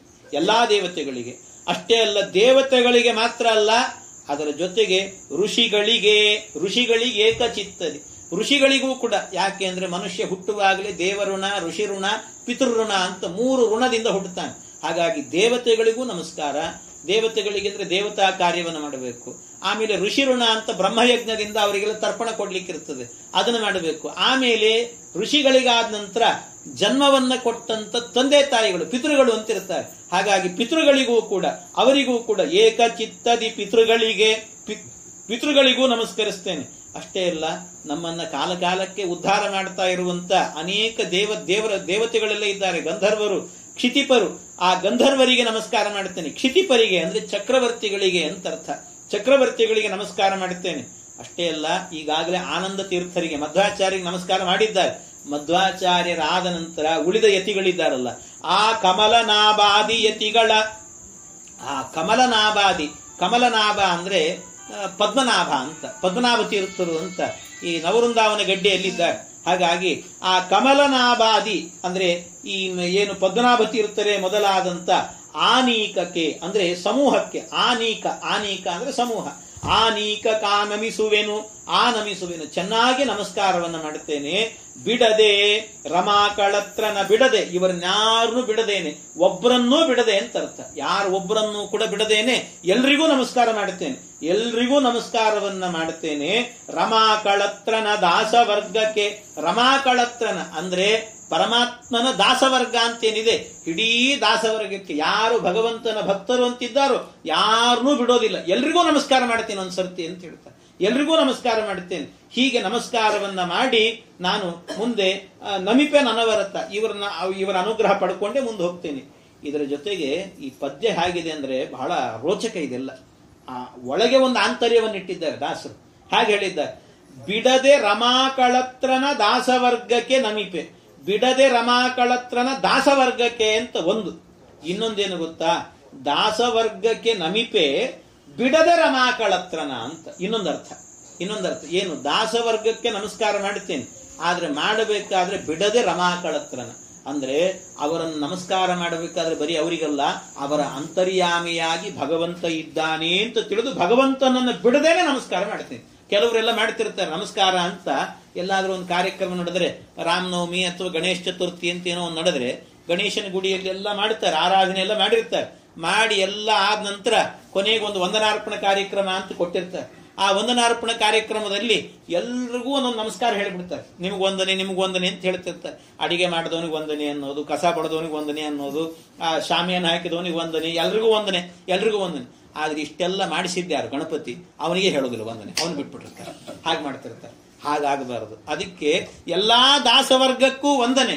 ಆ ದಾಸವರ್ಗಕ್ಕೆ ವಂದನೆಯನ್ನ ಮಾಡಿ ಅದರ ಅಂತರ್ಯಾಮಿಯಾಗಿ ಭಗವಂತ ನಿಂತು ಮಾಡಿಸಿದ್ದಾನೆ ಅಂತ ಅನುಸಂಧಾನ ಇರಬೇಕು ಯಾವಾಗಲೂ ಕೂಡ. ಅದನ್ನು ಹೇಳುತ್ತಿದ್ದಾರೆ. ಬಿಡದೆ ರಮಾಕಳತ್ರನ, ಆ ರಮಾಕಳತ್ರ ಏನಿದ್ದಾನೆ ಅವನನ್ನು ಬಿಡೋದಿಲ್ಲ ನಾನು, ಎಲ್ಲರ ಅಂತರ್ಯಾಮಿಯಾಗಿ ಅವನಿದ್ದಾನೆ ಅಂತ ತಿಳಿದು ಯಾರಿಗೆ ನಮಸ್ಕಾರ ಮಾಡಿದ್ರು ಕೂಡ ಅವರ ಅಂತರ್ಯಾಮಿಯಾದ ಭಗವಂತನಿಗೆ. ಅಂದ್ರೆ ಅರ್ಥ ಏನು? ಯಾರಿಗೆ ದಾಸರನ್ನು ಇಟ್ಟುಕೊಂಡ್ರೆ ನೀವು ದಾಸಾಂತರ್ಗತ, ಭಾರತೀ ರಮಣ ಮುಖ್ಯ ಪ್ರಾಣಾಂತರ್ಗತ, ಲಕ್ಷ್ಮೀ ನರಸಿಂಹಾಯ ನಮಃ. ಆ ಲಕ್ಷ್ಮೀ ನರಸಿಂಹನಿಗೆ ಹೋಗಿ ನಾವು ಸೇರಬೇಕು. ಯಾಕೆ ಸರ್ವದೇವ ನಮಸ್ಕಾರ ಕೇಶವಂ ಪ್ರತಿಗಚ್ಚತಿ ಅಂತ. ಹಾಗೆ ಎಲ್ಲ ಭಗವಂತನಿಗೆ ಸೇರುತ್ತೆ ಎನ್ನುವ ಅಭಿಪ್ರಾಯದಲ್ಲಿ ಅವನಿಗೊಂದು ನಮಸ್ಕಾರ ಅಂತ ಹೇಳಿದ್ದಾರೆ. ಇಷ್ಟು ಇವರಿಗೆಲ್ಲ ನಮಸ್ಕಾರವನ್ನ ಮಾಡಿ ಮುಂದೆ ಮತ್ತೆ ಹೇಳ್ತಾರೆ, ಪರಿಮಳವು ಸುಮನದೊಳು ಆ ಅನಲನು ಅರಣಿಯೊಳಗಿಪ್ಪಂತೆ ದಾಮೋದರನು ಬ್ರಹ್ಮಾದಿಗಳ ಮನದಲ್ಲಿ ತೋರದಲೆ ಇರುತಿಹ ಜಗನ್ನಾಥ ವಿಠಲನ ಕರುಣ ಪಡೆವ ಮುಮುಕ್ಷು ಜೀವರು ಪರಮ ಭಾಗವತರನು ಕೊಂಡಾಡುವುದು ಪ್ರತಿದಿನವೂ. ಎಷ್ಟು ಅದ್ಭುತ! ಇಲ್ಲಿ ಅವರು ಕೊಟ್ಟ ದೃಷ್ಟಾಂತ ಉಪಮೆ ಇದೆಯಲ್ಲ, ಆ ಉಪಮೆ ನೋಡಿದ್ರೆ ಹಿಂದೆಲ್ಲ ಇತ್ತು ಒಂದು ಉಪಮಾ ಕಾಳಿದಾಸಸ್ಯ ಅಂತ. ಉಪಮೆ ಕೊಡೋದ್ರಲ್ಲಿ ಕಾಳಿದಾಸ ಎತ್ತಿದ ಕೈ ಅಂತ. ದಾಸರನ್ನ ನೋಡಿದ ಮೇಲೆ ಬಿದ್ದೋದ ಕವಿ, ಕಾಳಿದಾಸನೇ ಬಿದ್ದೋದನಂತೆ. ಉಪಮಾ ದಾಸವರಿಯಸ್ಯ ಅಂತ ಆಗಿ ಹೋಗಿಬಿಡುತ್ತದೆ. ಉಪಮಾ ಕಾಳಿದಾಸಸ್ಯ ಬಿದ್ದೋಗಿಬಿಡುತ್ತದೆ. ಯಾಕೆ ಅಂಥ ಒಂದು ಉಪಮೆ ಕೊಡ್ತಾರೆ, ಎಂಥದ್ದು ಹೇಳಿದ್ದಾರೆ ನೋಡಿ. ಹಾಗೆ ಅಂದ್ರೆ ಇಷ್ಟೆಲ್ಲ ಹೇಳಿ, ಪರಿಮಳವು ಸುಮನದೊಳಗೆ ಅನಲನು ಅರಣಿಯೊಳಗಿಪ್ಪಂತೆ. ಈ ಬ್ರಹ್ಮಾದಿ ದೇವತೆಗಳೇನಿದ್ದಾರೆ ಎಲ್ಲಾ ದೇವತೆಗಳ ಒಳಗೂ ಕೂಡ ಪರಮಾತ್ಮ ಇದ್ದಾನಂತೆ. ಪರಮಾತ್ಮ ಇದ್ದಾನೆ. ಅದು ಹಾಗೆ ಏನು ಅಂದ್ರೆ, ದಾಮೋದರನು ಬ್ರಹ್ಮಾದಿಗಳ ಮನದಲ್ಲಿ ತೋರದಲೆ. ಬ್ರಹ್ಮಾದಿಗಳ ಮನಸ್ಸಿನಲ್ಲಿ ಪರಮಾತ್ಮ ಇದ್ದಾನಂತೆ. ಹೇಗಿದ್ದಾನೆ ಅಂದ್ರೆ, ಪರಿಮಳವು ಸುಮನದೊಳಗೆ. ಪರಿಮಳವು ಅಂದ್ರೆ ಏನು, ಹೂವಿನ ಸುಗಂಧ ಇರ್ತದೆ. ಆ ಸುಗಂಧ ಕಣ್ಣಿಗೆ ಕಾಣಿಸೋದಿಲ್ಲ, ಆದ್ರೆ ಮೂಸ್ ನೋಡಿದ್ರೆ ಗೊತ್ತಾಗ್ತದೆ. ಹಾಗೆ ಸುಮನದೊಳಗೆ, ಸುಮನ ಅಂತ ಹೇಳಿದ್ರೆ ಹೂವಿನ ಒಳಗೆ ಯಾವ ರೀತಿ ಪರಿಮಳ ಇರ್ತದೋ ಆ ರೀತಿ ಬ್ರಹ್ಮಾದಿಗಳ ಒಳಗಡೆ ಆಗಬೇಕಾದ್ರೆ ಪರಮಾತ್ಮ ಇರ್ತಾನಂತೆ. ಅಷ್ಟೇ ಅಲ್ಲ, ಜೊತೆಗೆ ಅನಲನು ಅರಣಿಯೊಳಗಿಪ್ಪಂತೆ. ಅರಣಿ ಅಂತ ಒಂದು ಮರ ಸಿಗ್ತದೆ. ಆ ಮರವನ್ನು ಮಥನ ಮಾಡಿದಾಗ, ಈ ಕೆಲವೆಲ್ಲ ದೊಡ್ಡ ದೊಡ್ಡ ಹೋಮಗಳನ್ನೆಲ್ಲ ಮಾಡಿದ್ರೆ ಮಥನ ಮಾಡಿ, ಅರಣಿ ಮಥನ ಅಂತ ಮಾಡಿ ಬೆಂಕಿಯನ್ನು ಅಲ್ಲಿ ತೆಗಿತಾರೆ. ತೆಗೆದು ಅದೇ ಕೆಂಡದಿಂದ ಹೋಮ ಮಾಡಬೇಕಂತೆ. ಹೋಮ ಅಂದ್ರೆ ನಾವು ಕೆಂಡ ಮಾಡಿದ್ದಾಗೋದಿಲ್ಲ. ನಿಜವಾಗಲೂ ಕೂಡ ಹೋಮ ಅಂದ್ರೆ ಅರಣಿ ಮಥನವನ್ನ ಮಾಡಿ ಅದರಿಂದ ಎರಡು ಕಟ್ಟಿಗೆ ಅದನ್ನ ಆ ಕಡೆ ಈ ಕಡೆ ಮಥನ ಮಾಡಿದಾಗ ಬೆಂಕಿ ಹುಡುತ್ತದೆ ಅದರಿಂದ. ಹಾಗೆ ಆ ಅರಣಿಯಲ್ಲಿ ನಾವು ನೋಡುವಾಗ ಬೆಂಕಿ ಕಾಣಿಸ್ತದೆ, ನಮಗೆ ಕಾಣೋದಿಲ್ಲ, ಆದ್ರೆ ಮಥನ ಮಾಡಿದಾಗ ಬೆಂಕಿ ಬರುತ್ತದೆ. ಹಾಗೆ ಎಲ್ಲಾ ದೇವತೆಗಳ ಒಳಗೂ ಕೂಡ ಪರಮಾತ್ಮ ಹಾಗೆ ಅರಣಿಯಲ್ಲಿ ಬೆಂಕಿ ಇದ್ದಂತೆ ಇದ್ದಾನೆ ಅಂತ. ಆ ರೀತಿ ಇರ್ತಾನೆ ಪರಮಾತ್ಮ ಅಂತ ಇಲ್ಲಿ ದೃಷ್ಟಾಂತ ಕೊಟ್ಟಿದ್ದಾರಲ್ಲ. ಎರಡೂ ದೃಷ್ಟಾಂತ ಇಬ್ರಿಗೂ ಇಟ್ಕೊಳ್ಬಾರದು. ಅಲ್ಲಿ ಬ್ರಹ್ಮ ಅಂತ ಹೇಳಿದ್ದಾರಲ್ಲ, ಬ್ರಹ್ಮ ಅಂತ ಹೇಳಿದ್ರೆ ಬ್ರಹ್ಮ ಶಬ್ದಕ್ಕೆ ಲಕ್ಷ್ಮೀದೇವಿ ಅಂತಲೂ ಅರ್ಥ ಇದೆ. ಅದರಲ್ಲಿ ಈ ಪರಶುಕ್ಲತ್ರಯರೇನಿದ್ದಾರೆ ಅವರನ್ನು ಮಾತ್ರ ಇಟ್ಕೊಳ್ಬೇಕಂತೆ ಬ್ರಹ್ಮ ಅನ್ನೋ ಶಬ್ದದಿಂದ. ಪರಶುಕ್ಲತ್ರಯರು ಆ 3 ಜನರನ್ನು ಇಟ್ಕೊಳ್ಬೇಕು, 3 ಗುಂಪು. ಬ್ರಹ್ಮ ಆದಿಗಳು ಅಂದ್ರೆ ಮತ್ತೆ ಶೇಷ, ಗರುಡ, ರುದ್ರ ಇವ್ರನ್ನೆಲ್ಲ ಇಟ್ಕೊಳ್ಳಿ, ಎಲ್ಲಾ ದೇವತೆಗಳು ಬಂತಲ್ಲಿ. ಈ 3 ಜನರಲ್ಲಿ ಮಾತ್ರ ಏನಿದೆ ಅದಕ್ಕೆ ಮೊದಲನೇ ದೃಷ್ಟಾಂತ ಅಂತ ಇಟ್ಕೊಳ್ಬೇಕು. ಮೊದಲನೇ ದೃಷ್ಟಾಂತ ಪರಿಮಳವು ಸುಮನದೊಳಗೆ ಅಂತ. ಪರಿಮಳವು ಹೂವಿನ ಒಳಗೆ ಹಾಗೆ ಆ ಪರಿಮಳ ಇರ್ತದೋ ಆ ರೀತಿ ಬ್ರಹ್ಮಾದಿ ದೇವತೆಗಳಲ್ಲಿ ಪರಮಾತ್ಮ ಇರ್ತಾನೆ ಅಂತ. ಅಂದ್ರೆ ನೋಡಿ ಅದು ಹೇಗಿದೆ ಅಂದ್ರೆ, ಈ ಪರಿಮಳ ಎನ್ನುವಂತಹದ್ದು ಹೂವಿನೊಳಗಿದೆ ಅಂತ ಹೇಳಿದಾಗ ಪ್ರೂವ್ ಮಾಡಿ ತೋರಿಸುವಂತ ಯಾರಾದ್ರೂ ಹೇಳ್ತಾರೆ? ಯಾರು ಹೇಳೋದಿಲ್ಲ. ಮೂಸ್ ನೋಡಿದ್ರೆ ಗೊತ್ತಾಗ್ತದೋ ಅಯೋಗ್ಯ ಅಂತ ಹೇಳಿ ಬೈಕ್ ಕಳಿಸ್ತಾರೆ ಅಷ್ಟೇ. ಅದನ್ನು ಪ್ರೂವ್ ಮಾಡೋದು ಕಷ್ಟ ಅಲ್ಲ. ಅಂದ್ರೆ ಯಾವಾಗಲೂ ಪರಿಮಳ ಎನ್ನುವಂತಹದ್ದು ಹೂವಿನೊಳಗೆ ಇದ್ದೇ ಇರ್ತದಂತೆ. ಅದು ಒಂದು ಕ್ಷಣ ಇರುತ್ತೆ, ಇನ್ನೊಂದು ಕ್ಷಣ ಇರೋದಿಲ್ಲ ಅಂತಿಲ್ಲ. ಕಾಣಿಸ್ತದೆ, ಒಂದ್ ಸರ್ತಿ ನೋಡ್ಲಿಕ್ಕೆ ಅದು ಪರಿಮಳ ಬರ್ತದೆ, ಇನ್ನೊಂದ್ ಸರ್ತಿ ಬರುವುದಿಲ್ಲ ಅಂತ ಇಲ್ಲವೇ ಇಲ್ಲ. ಹಾಗೆಲ್ಲ ಹೂವಿನಲ್ಲಿ ಪರಿಮಳ, ಮಲ್ಲಿಗೆ ಹೂವು ಅಂತ ತಗೊಂಡ್ರೆ ಅದರಲ್ಲಿ ಘಮಘಮ ಅನ್ನುವಂತ ಪರಿಮಳ ಬಂದೇ ಬರ್ತದೆ. ಜಾಜಿ ಹೂವು ಅಂತ ತಗೊಂಡ್ರೆ ಪರಿಮಳ ಇದ್ದೇ ಇರ್ತದೆ. ಅದರಲ್ಲಿ ಒಂದ್ ಸರ್ತಿ ಇಲ್ಲ, ಒಂದ್ ಸರ್ತಿ ಇದೆ ಅಂತ ಹೇಳಲಿಕ್ಕೆ ಬರೋದಿಲ್ಲ. ಹಾಗೆ ಈ ಸುಮನದೊಳು ಅಂದ್ರೆ ಈ ಪರಿಮಳವು ಸುಮನದೊಳು ಯಾವಾಗಲೂ ಹೇಗಿರುತ್ತೋ ಸದಾ ಕಾಲದಲ್ಲೂ ಕೂಡ ಪರಿಮಳ ಎನ್ನುವಂತಹದ್ದು ಹೂವಿನಲ್ಲಿರುವಂತೆ ಬ್ರಹ್ಮ ಅಂದ್ರೆ ಲಕ್ಷ್ಮೀದೇವಿ, ಬ್ರಹ್ಮದೇವರು, ವಾಯುದೇವರು, ಸರಸ್ವತಿ, ಭಾರತೀ ದೇವಿ ಇವರಲ್ಲಿ ಪರಮಾತ್ಮನ ಸನ್ನಿಧಾನ ಎನ್ನುವಂತಹದ್ದು ಯಾವಾಗಲೂ ಇದ್ದೇ ಇರುತ್ತಂತೆ. ಆದರೆ ಉಳಿದ ದೇವತೆಗಳಿದ್ದಾರಲ್ಲ, ಉಳಿದ ದೇವತೆಗಳಲ್ಲಾಗಬೇಕಾದ್ರೆ ಹಾಗೆ ಅಂದ್ರೆ ಅನಲನು ಅರಣಿಯೊಳಗಿಪ್ಪಂತೆ. ಉಳಿದ ದೇವತೆಗಳಲ್ಲಾಗಬೇಕಾದ್ರೆ ಅರಣಿಯನ್ನು ನೋಡ್ರಿ ನೀವು, ಆ ಕಟ್ಟಿಗೆಯನ್ನು ತಂದಾಗ ಅರಣಿಯನ್ನ ಅದರಲ್ಲಿ ಬೆಂಕಿ ಇದೆಯಾ ತೋರಿಸು ಅಂದ್ರೆ ಕಾಣಿಸ್ತದೆ ನಮಗೆ, ತೋರ್ಸಾಗಾದ್ರೆ ಅಂತ ಹೇಳ್ತೀವಿ. ಆಗ ಮಥನ ಮಾಡಿ ತೋರಿಸ್ಬೇಕು, ನಾವು ಮಥನ ಮಾಡಿ ತೋರಿಸ್ಬೇಕು, ಆವಾಗ ಅದರಲ್ಲಿ ಬೆಂಕಿ ಇದೆ ಅಂತ ಗೊತ್ತಾಗ್ತದೆ. ಹಾಗೆ ಆ ರೀತಿಯಲ್ಲಿ ಬೆಂಕಿ ಇದೆ ಅನ್ನುವಂತಹದ್ದು ನಾವು ಮಥನ ಮಾಡಿದಾಗಲೇ ಕಾಣಿಸುತ್ತಲ್ಲ, ಹಾಗೆ ಧ್ಯಾನದಿಂದಲೇನೆ ರುದ್ರಾಂತರ್ಯಾಮಿಯಾಗಿ, ಶೇಷಾಂತರ್ಯಾಮಿಯಾಗಿ, ಇವರೆಲ್ಲರ ಅಂತರ್ಯಾಮಿಯಾಗಿ ಭಗವಂತ ಇದ್ದಾನೆ ಅನ್ನೋದನ್ನು ತಿಳ್ಕೋಬೇಕು. ಇಲ್ಲದಿದ್ರೆ ತಿಳಿಯೋದಿಲ್ಲ. ಅದನ್ನೇ ಹೇಳುವಾಗ ದಾಸರು ಹೇಳಿದ್ರು, ದಾಮೋದರನು ಬ್ರಹ್ಮಾದಿಗಳ ಮನದಲ್ಲಿ, ಬ್ರಹ್ಮ ಅನ್ನೋದಕ್ಕೆ ಮೊದಲನೇ ದೃಷ್ಟಾಂತ, ಆದಿಗಳ ಅನ್ನೋದಕ್ಕೆ ರುದ್ರ ಮೊದಲಾದಂಥ ದೇವತೆಗಳ ಮನದಲ್ಲಿ ತೋರಿ ತೋರದಲೆ, ಅದನ್ನ ಹೇಗೆ ಹೇಳಿದ್ದಾರೆ ನೋಡಿ, ತೋರಿ ತೋರದಲೆ. ಕೆಲವು ಕಡೆಯಲ್ಲಿ ಅಂದ್ರೆ ಬ್ರಹ್ಮಾದಿ ದೇವತೆಗಳಲ್ಲಿ ತೋರಿ, ಯಾವಾಗಲೂ ತೋರಿಕೊಂಡೇ ಇರ್ತಾನಂತೆ ಪರಮಾತ್ಮ. ಇನ್ನು ಕೆಲವು ಕಡೆ ತೋರದಲೇ ಇರ್ತಾನೆ, ಅಂದ್ರೆ ಅರಣಿಯಲ್ಲಿ ಬೆಂಕಿ ಇದೆ ಅಂತ ಕಾಣಿಸುತ್ತಾ ನಮಗೆ? ಕಾಣಿಸೋದಿಲ್ಲ, ತೋರದಲೇ ಇರ್ತಾನಂತಲ್ಲಿ. ಹಾಗೆ ತೋರದಲ್ಲೇ ಅಲ್ಲಿ ಇರ್ತಾನೆ. ಈ ರೀತಿ ಇರುವಂಥವನು ಬೆಂಕಿ ಎನ್ನುವಂತಹದ್ದು ಯಾವ ರೀತಿ ಇರುತ್ತೋ ಆ ರೀತಿ ಅಂತ. ಇರುತಿಹ ಜಗನ್ನಾಥ ವಿಠಲನ ಕರುಣ ಪಡೆವ ಮುಮುಕ್ಷು ಜೀವರು ಪರಮ ಭಾಗವತರನ್ನು ಕೊಂಡಾಡುವುದು ಪ್ರತಿದಿನವೂ. ಇವರನ್ನೆಲ್ಲ ನಿತ್ಯದಲ್ಲೂ ಕೂಡ ಇವರನ್ನು ಕೊಂಡಾಡಿಕೊಂಡಿರಬೇಕು ಅಂತ. ಇವರೆಲ್ಲರ ಅನುಗ್ರಹ ನನಗಿರಲಿ. ಮುಂದೆ ನಾನು ಪರಮಾತ್ಮನ ಅನುಗ್ರಹದಿಂದ ಹರಿಕಥಾಮೃತ ಸಾರವನ್ನು ಮುಂದುವರಿಸ್ತೇನೆ ಅಂತ ಈ ರೀತಿ ಮುಂದುವರಿಸಿದ್ದಾರೆ. ಇಲ್ಲಿಗೆ ಮಂಗಳಾಚರಣ ಸಂಧಿ ಮುಗಿಯುತ್ತದೆ. ಮುಂದೆ ಮತ್ತೆ ಕರುಣಾ ಸಂಧಿ, ಬೇರೆ ಬೇರೆ ಸಂಧಿಗಳೆಲ್ಲ ಇದ್ದಾವೆ. ಅದನ್ನು ಮತ್ತೆ ನಾಳೆ ದಿವಸ ಸೇರಿದಾಗ ನೋಡೋಣ ಅಂತ ಹೇಳ್ತಾ ಇಂದಿನ ಉಪನ್ಯಾಸ ಕೃಷ್ಣಾರ್ಪಣ.